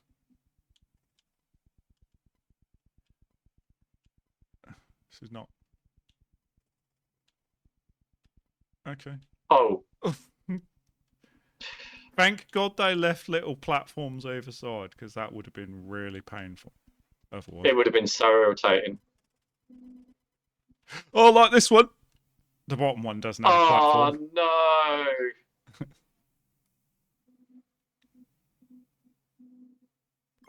Oh, we're still going. I thought it'd crash then.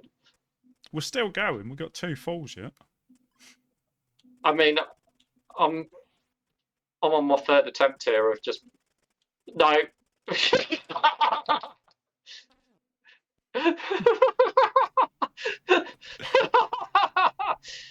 Oh boy.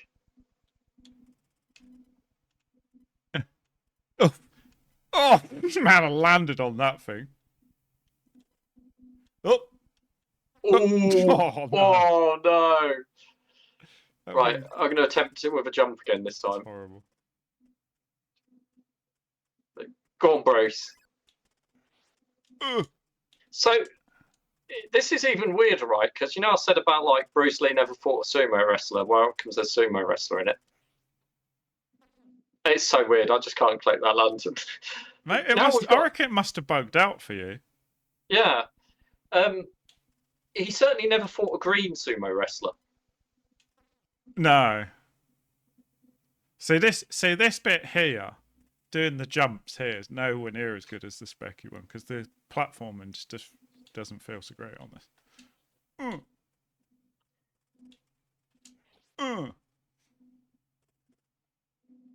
Yeah, I do think something weird went on my one on that screen for some reason. I mean, there were quite a few glitches within.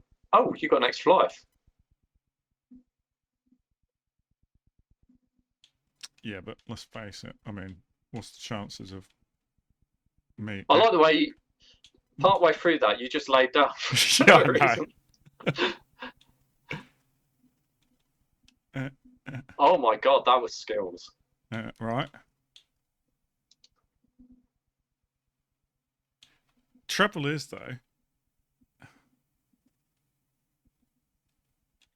Oh, if your character so that is the issue with that jump. Like your character was wigging out at the end, and yeah. Whereas if you had the separate jump key. Oh. Do you know? I'm just going to say it on one of those old school Commodore joysticks. Doing those jumps would have been a nightmare. Yeah. Oh, do you reckon? That's So because they only had one button, didn't they? Yeah, whereas Spectrum had 2. That's nuts. That yeah. So okay, well, let's give our review of old Bruce Lee then. What do we think? I would say that I don't think it's as good as like what we've played before, like Jetpack and Jet Set Willy, are way more polished. Yeah, I mean, even if so I think we've got 2 separate comparisons here, right? Let's take the Spectrum version and rate that next to even though this was 84, wasn't it? So it's the following year. Yeah. So let's rate this based on playing those 2. So as if we were a magazine, say what we think of this versus those 2 games that we've already played. And then separately, we'll say what we thought of the Spectrum version versus the Commodore version. Yeah, okay. Well, I mean, I would say that Spectrum version compared to like, Jet Set, Manic Miner was 83, and I think Jetpack was as well, wasn't it? Yes. And this is Jetpack was a bit later in 83, I think, than Manic Miner, but only a bit later. This is like probably 83. It like interesting. I think it was 84. Bruce Lee. I'll double check just to get our facts right because we don't want to be misquoting, but yeah, those 2 were 83 because we checked last time. Yes, 84. So I mean, this was a later game than those, and even if this would have come out in 1983, I don't think this is as polished as those games. I mean, I'd say Manic Miner was flawless, and look, so was Jetpack, weren't they? They were both flawless, pretty much. They were really playable. In terms of mechanics, there was no glitches, no bugs. Like, they were really flawless. And so, whereas, old Bruce on the Spectrum, although that said, the Bruce on the Spectrum didn't really have any bugs either. Like, it felt pretty good. No, but it just wasn't as polished and as good as those. But different kind of game though. And so to be clear, still fun. As far as timing goes, Manic Miner was later than Jetpack slightly. So Jetpack was May 1983. Yep. And then Manic Miner was June 83. So you're only talking a month between them. Round about the same. But Bruce Lee was a whole year after that. It was in April 84. And I would say, even if I was to rate, so if I was to put Jetpack and Manic Miner around the same time and say Bruce Lee was released at exactly the same time as them, I just think that Manic Miner and Jetpack, as we said last time, they're very different games, but they're both incredibly good in their own rights. They're both, 10 out of 10 buy this game kind of thing. Yeah. You also got to think as well. Like, this had 3 people work on it, so this had programmer, an artist, and somebody doing sound. So 3 separate people. Whereas Manic Miner was one guy in his bedroom. Okay, so this just changed a little bit. I'm just going to say sack the audio guy, right? Because both Jetpack and Manic Miner had much better audio, and they didn't have a separate audio guy, right? That's true. The artists on both Lunar Jetman and on Manic Miner were also far better than on Bruce Lee. Far better, and so sack that guy. All right, let's do it like the old magazines go, right? So music, let's say sound, we'll give it 2 out of 10. I'm going to be generous because of the time, and there was probably games that had worse audio, and if we'd have played them, we'd probably be like, "Oh, these are worse audio." I'm going to be generous and give it a 3. All right, 3 out of 10. Graphics, what? Oh, I'm going to give it. Compared to those two, I'm going to give it a 2. The graphics are really bad compared to those two. And then gameplay, maybe 6 or 7? Gameplay's where it becomes a little bit hard, because you see, those 2 games, I think, are far better games, yeah? I think Bruce Lee doesn't touch them as far as gameplay goes. Still fun, though. But Bruce Lee's 2-player at the same time. Yeah. And there wasn't many 2-player at the same time games of that period. So it did introduce this element of being 2-player at the same time, which gives it a little bit of a level of, you can play at the same time, it's a little bit more fun, blah, blah, blah. But then the downside of it is that the difficulty spike in Bruce Lee felt cheesy.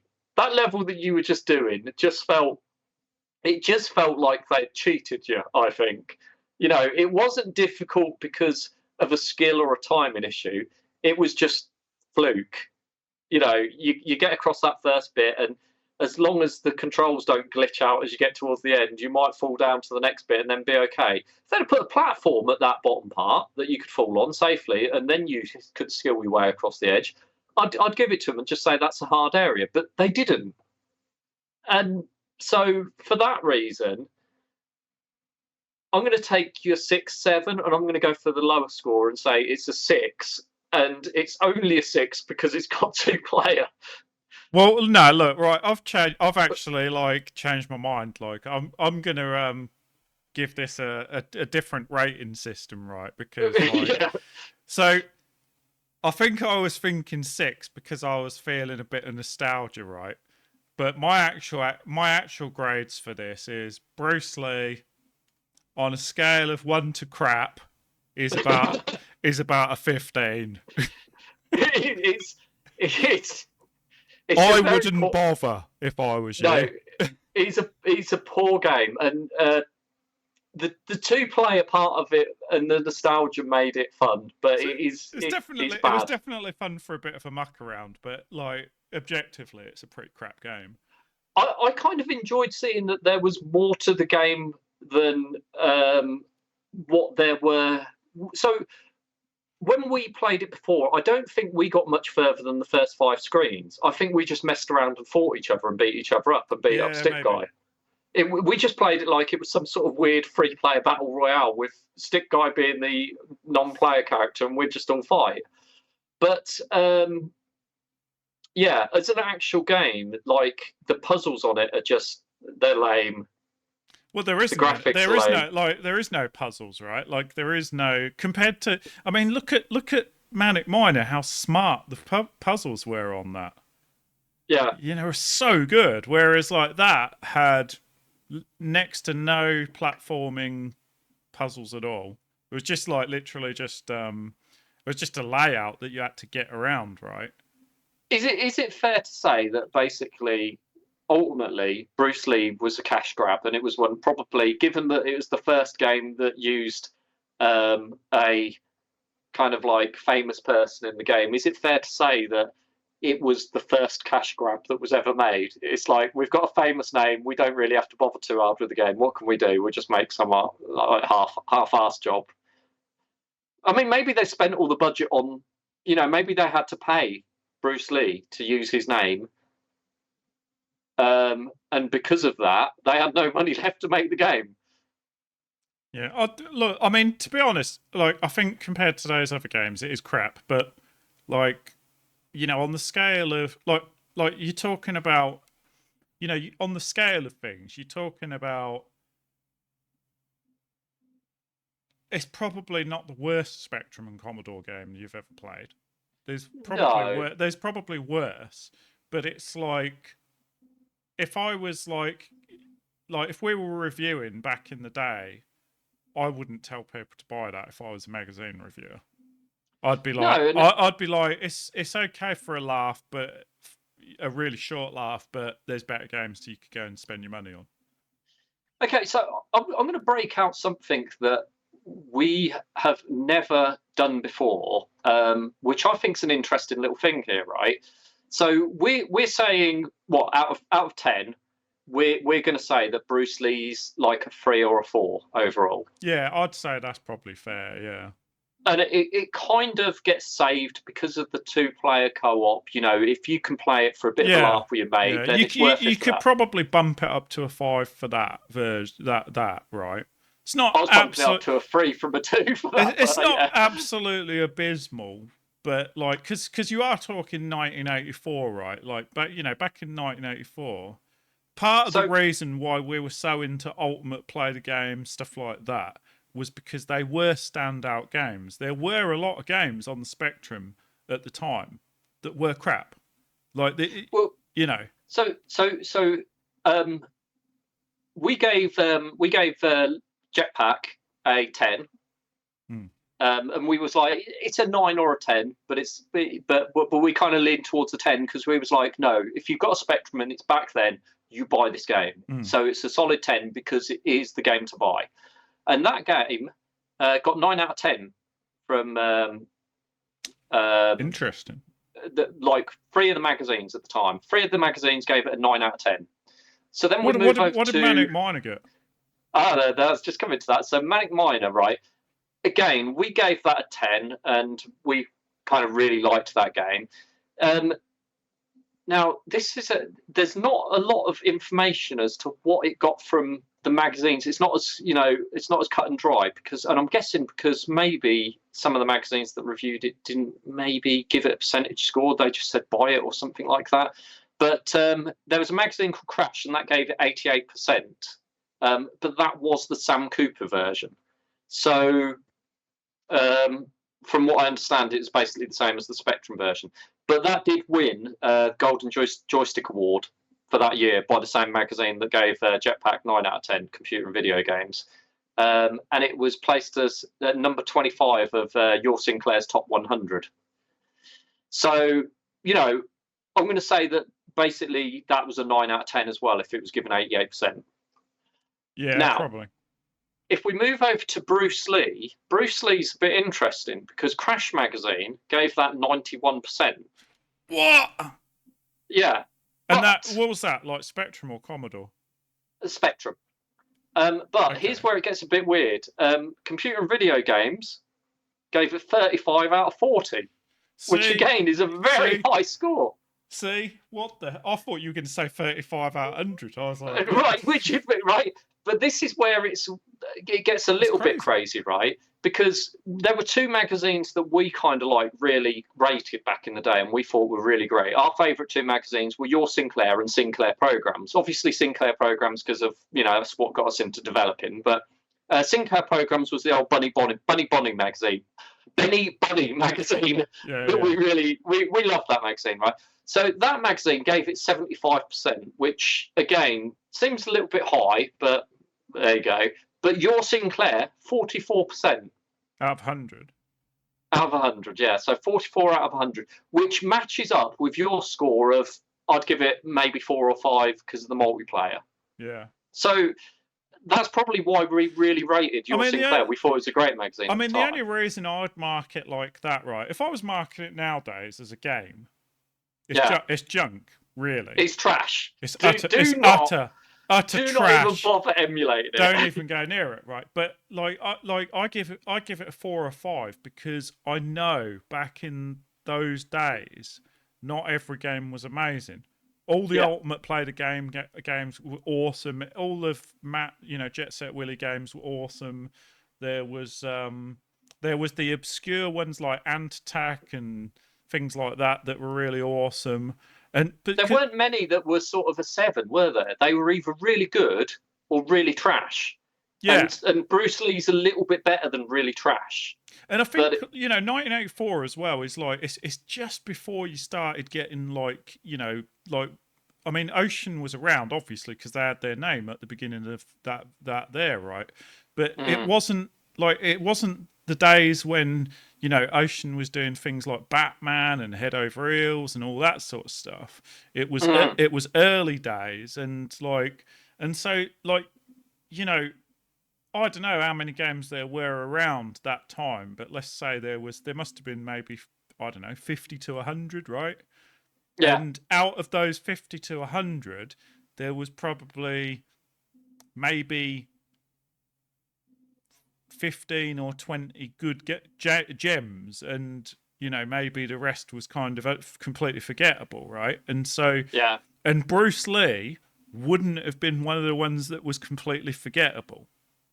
So no, you still would have liked that over some of the other stuff that was out there because there was some pretty bad games, right?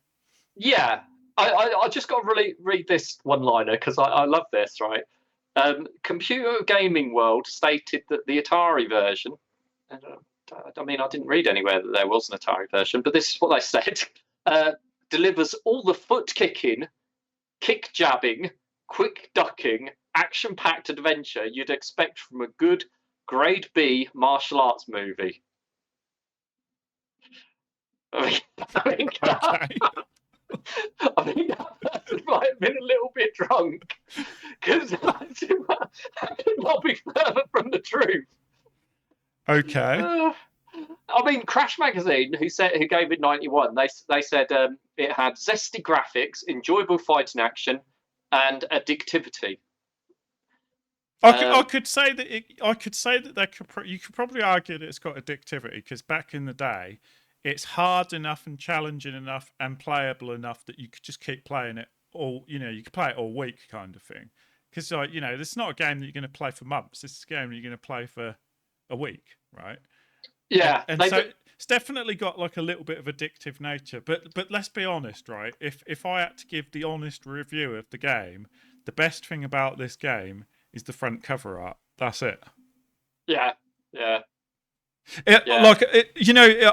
One thing I will say as well about this game that kind of made me like, oh man, our first bad review, right? But one thing I was going to say about this game that kind of was this running theme that you used to get right now, and it always used to bug me at the time, but it's kind of funny that front cover that we've got there on the stream is the front cover art for the Spectrum version of the game.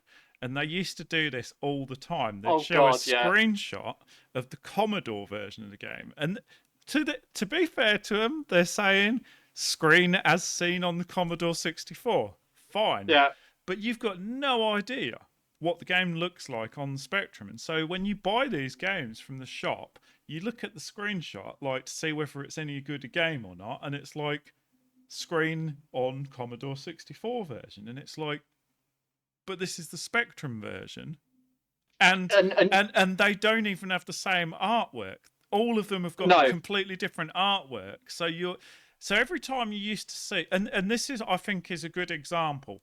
Every time you saw a game that on the Spectrum that said screen as on the Commodore 64, there's a good chance that game's going to be crap, because because they couldn't be bothered to use the Spectrum version because all of the games like Batman or Ultimate Player Game, all of those games did not show the Commodore 64 version because they were proud of what they were proud. Awesome. It looked good. They were proud of what they did, right? And so it's kind of.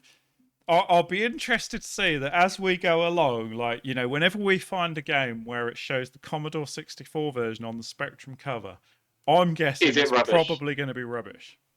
One of the interesting things when you were saying that, I did think about this, right? The Commodore version, we said the graphics were awful for a Commodore game, and yet scaled down there for the front of the cover, they've managed to make it look like it's half decent. You look at that and it's like, that doesn't look too bad. But in-game, it was pretty bad. Do you think they may have touched up the graphics a little bit on that screenshot? Because you look at those mountains, and they've got a bit of texture in that mountain and stuff like that, which they didn't have in-game. I think, you know what I think that is like, and I think they did do it on purpose, but I think what they did is that there is a photograph of the TV screen. It's not... Yeah. Do you know what I mean? Whereas, and it gives it a little bit of edge flare on the pixels. It gives it. You see, the mountains has got like you can kind of see on them, and also I think it's partly to do with printing as well, because like you look at those mountains, it's got this kind of banding effect, and it looks like it's all textured and stuff. But when you play the game, that's just a block of color. Those mountains are two colors, and it makes it look a lot better. But like, you know, the one thing I would say, the box artwork on this, I think, is actually better than Manic Miner and Jetman. The actual, Jetpack. The actual front cover there, where it says Bruce Lee. That game, if you looked at that cover in the shop, you'd go, "Oh, that game looks like it's going to be really good. They've done a really good job of the artwork. I'm not brilliant so sure. drawings." I'm not so sure about that, right? Because like, okay, so there's Bruce Lee, right? Let me just get. I'm still confused as on this front cover. Why is Bruce Lee fighting a sumo wrestler? He never did that. So, like, okay, so that's Bruce Lee, right? Yeah.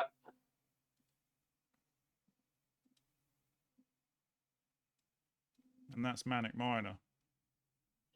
Yeah, Manic Miner's good. All right. Lunar Jetman I didn't think was so good, though. Lunar Jetpack. Sorry, Jetpack. Lunar Jetman's the sequel. Well, it's probably. I think it. I mean, it definitely helps that like this is Bruce Lee, right? I mean, it's iconic picture anyway. But yeah, it kind of helps because they're doing basically a realistic kind of drawing of somebody. Pretty good too. It's just different. All right, I'll put it out there. I think those two are good pictures. They aren't good covers. I just think Bruce Lee's is a little bit better. Bruce Lee does look badass. A little bit cinematic. Yeah, it does look badass because it's Bruce Lee as well, and he looks badass. Yeah. And it looks like it's going to be a really cool game, and then you play it and you get so disappointed. Expectations here. Yeah. Because you look at the top there, and it's like, you know, he's kicking a ninja in the face, and then he's climbing up a ladder, and there's two other ninjas attacking him at the same time, and you never see more than the one. Although I will say, the guy is green. Yeah, kind of. He's kind of. He's about as green as he was on the Spectrum one. If you mix the Spectrum one with the Commodore one. So which was better? The Commodore or the Spectrum version? I'm going to say the Commodore version was better to play, but the Spectrum version just had 0 bugs in it, and the Commodore one was buggy as hell. But I enjoyed the Commodore one a little bit more. Commodore one was a little bit more playable, although wildly enough, like I don't think the graphics were as good on the Commodore version as Spectrum. Which is baffling. Yeah, the Spectrum version had bad graphics. The Commodore one had awful graphics. Yeah, like the only thing I would say though is like it's probably because like at that point, like the programmers and stuff on the Spectrum had probably gotten used to the way the graphics are done on the Spectrum, and on the Commodore they probably weren't that much used to the hardware at that time. Do you know something I found on the Spectrum version? I wonder whether we'll find this going forward as well. Is the Spectrum version, when I played it, I felt everything fitted perfectly into 8x8 pixel squares, the whole game, in the same way as Manic Miner did, where it's almost like stuff is made of 8x8 pixel squares, and your character runs between these 8x8 pixel squares, and you jump, and that's where edges find. Everything's 8x8 pixel squares. The Commodore one, I found it felt a little bit more like it was more how like a modern day arcade would be, where it's got less structure to it, and it's just like, oh yeah, this bit's here, this bit goes here, that bit's a little over that way. The ladders don't necessarily have to be perfectly lined up with. It almost felt like it was just drawn as a thing. And I kind of do think that is part of the reason why a lot of the games on the Spectrum, like, talking about that consistency I was saying about, like, I think a lot of the reason why a lot of games on the Spectrum felt consistent, and you didn't get a lot of crap games, but not in the early days, because there was a lot of crap games in the early days. But once the bar got lifted, where it was everybody Mastertronic, everybody's doing good games, like you rarely got a game that was worse than a 7. And I think like part of the reason was this consistency. It's like, they're all the same resolution. They're all got hardly any colours, and so they're basically monochromic, and they're going to have white characters. Occasionally they'll change it to yellow or whatever. Odd bit of sprinkling of colouring here. But like, it's kind of like, I think that there was less to work with, and everybody got used to it very quickly, and there was an expectation. There was a point, like, those early games like Death Chase and stuff like that, even the good ones, their graphics were very, all over the place kind of thing in terms of consistency from one game to another. But by the time you got to, 85, 86, and you started getting things like Batman, and you had all the Ultimate Play the Game games come out, and things like Exelon and all those kind of things. Even though the games had different styles to their graphics and stuff, they had all gotten used to doing good Spectrum graphics, and there was this expectation. You never looked at a Spectrum game and went, oh, the graphics on this kick the ass off everything, because they basically reached a ceiling. That's good graphics, and there was only so far it could go. There was only so far that Spectrum graphics could go, and they reached it within a couple of years, and then nobody did a game that didn't have graphics as good as that kind of thing. Yeah. Well, on that note, we should call it a session. We should. A disappointingly bad game, but I still enjoyed doing it. I still enjoyed kind of revisiting it. Well, I mean, look, we just spent like 2 hours playing that piece of crap, right? Yeah. I'm just going to say, look, I'm not going to bag it. I'm not going to bag it too much, right? Because it's not that bad. It's not that bad for the time, right? But it's just like, it's just put it this way. It's just not as good as those other games. If we get to a point and then we go, right, we're going to do a stream where we revisit some of the games we've done all in one session, this one ain't making it to the list. Look, let's put it another way, right? That when we play the next crap game that we're like, this is rubbish, we're going to go, is it as bad as Bruce Lee? Yes, that's true. Yeah, and I might actually delete Bruce Lee off my hard drive now. We not only got to play one bad version of Bruce Lee, we got to play two bad versions of Bruce Lee. Yeah. Yeah, I mean, and I will say actually, like as a quite a big Bruce Lee fan nowadays, I think I'm kind of surprised that he did actually keep his name on it. I'm surprised he didn't go, seriously, guys, this is terrible. Manic Miner's way better. I ain't put my name on that. I don't think people played like it was pretty geeky to play games back then. Like, do you know what I mean? Yeah, he probably didn't even. I very much doubt that Bruce played games, and he probably didn't see it. No, yeah. Probably didn't see it. If he did, as he'd never have played any other game, he probably thought it was incredible. Yeah, and to be honest, I think that's part of why the reviews came through as being pretty good, because it's Bruce Lee.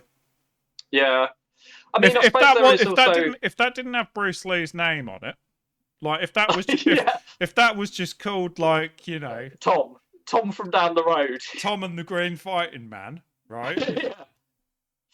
I don't know whether it would have got quite as high a marks as it did. Yeah. I mean, actually, talking about the fact that the chubby guy and the ninja guy had nothing really to do with Bruce Lee in any of these films in any shape or form. I mean, I'm not even sure there's really any ninjas in any Bruce Lee films. So given that that's the case, the landscape itself had nothing to do with Bruce Lee either. It almost could have been like, oh, we made this game and it's a fighting game kind of thing. Oh, whose name can we put on it to make it sell? Because the Commodore version, the guy didn't look anything like Bruce Lee, really. So they might have actually made the game and gone, yeah, it's all right. Let's get a famous name and put it to it. Bruce Lee's a martial artist, so if we can get that. They might have done it that way around. Yeah, maybe. Does make me wonder as well, we'll have to play some more US Gold games, because it does make me wonder, were they all crap?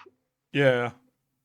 Because I'm just trying to think what is a good US Gold game. I know, because I mostly remember US Gold just because it's just a good name, isn't it? Yeah, it makes at the time we had all these different. Because I don't remember Datasoft, to be honest. All I remember is US Gold, and I do. I remember Datasoft. My main favourite name at the time. I know you're a big fan of Ultimate, but I liked Imagine. Imagine, the name of the game, was just such a cool name. Oh, I'd completely forgotten about that. Yeah. Yeah, and they did do good games, but US Gold. Imagine did amazing games. Yeah, US Gold just seemed like a good name because it was like US Gold, and you was like, oh, that's got to be quality. It seems like a quality name. Yeah, and also, there wasn't that many good game companies. Well, you got your Imagines, I can't believe I forgot about that. You got your Imagines, your Ultimate Player games, then you got your Oceans, and there's, a few other games than that. And then US Gold, I don't remember being as good as, say, Ocean. They weren't, they weren't, and even Ocean wasn't as good as Imagine, say. But US Gold, I kind of feel like I remember them doing the arcade conversions, it would. Yeah. They would do the arcade conversions that nobody else would touch, because why would you do an arcade conversion of this on a Spectrum? Yeah, it's like. But the thing is, some of those games turned out good, but I don't know whether any of the US Gold ones did. But for instance, Ocean, what's the name? Green Beret was awesome, weren't it? Yeah, and did Ocean do Grisor? Not sure. Hang on. I think Ocean did Contra. Contra. Let's have a look. Would it have been called Contra though? That's the thing. There was a Contra. It didn't come out until 1997 though. We probably didn't play it. Oh yeah. So Grisor was Contra, and it was called Grisor, and at least over here. So Ocean. Grisor came out in 1987. Contra came out in 1997. 10 years later. I mean, you've got some really good names in that. In Oceans. Can you believe that Spectrum was still making games in 1997? No, and I cannot believe that there's a Spectrum version of Street Fighter. I mean, I think that came out in 98, didn't it? Yeah, I just think that they should have kind of got to a certain point with Spectrum games and accepted that Spectrum games were what they were, and not pushed it beyond and tried to port some stupid games. That came out in 1993. Street Fighter 2 was that? Yeah. Yeah, I mean, it's just stupid. Why bother? Well, I think the thing is that people still buying games. They wouldn't have done it if they wouldn't have made money out of it. Do you know what I mean? Yeah, it does certainly seem to me like that's a bit of a money grab, that one. But you know, so was Bruce Lee. Although, to be fair though, I'm looking at Street Fighter 2 graphics on Spectrum, and you know, I'm actually looking forward to us playing that because it actually looks pretty amazing for a Spectrum. Yeah, I mean, graphically, it's quite good on the Spectrum. I think it is visually quite good. I bet movement-wise though, it just doesn't have it. But we will see. Now this has got to be fake, like somebody. Oh, there's a screenshot here, and it's like Street Fighter 5 ZX Spectrum Edition. Oh boy. Anyway. Right. Well, let's call it a session, and yeah. Till next time. See what we play next time. Hopefully, it won't be such a turd. Bye from Australia. Bye.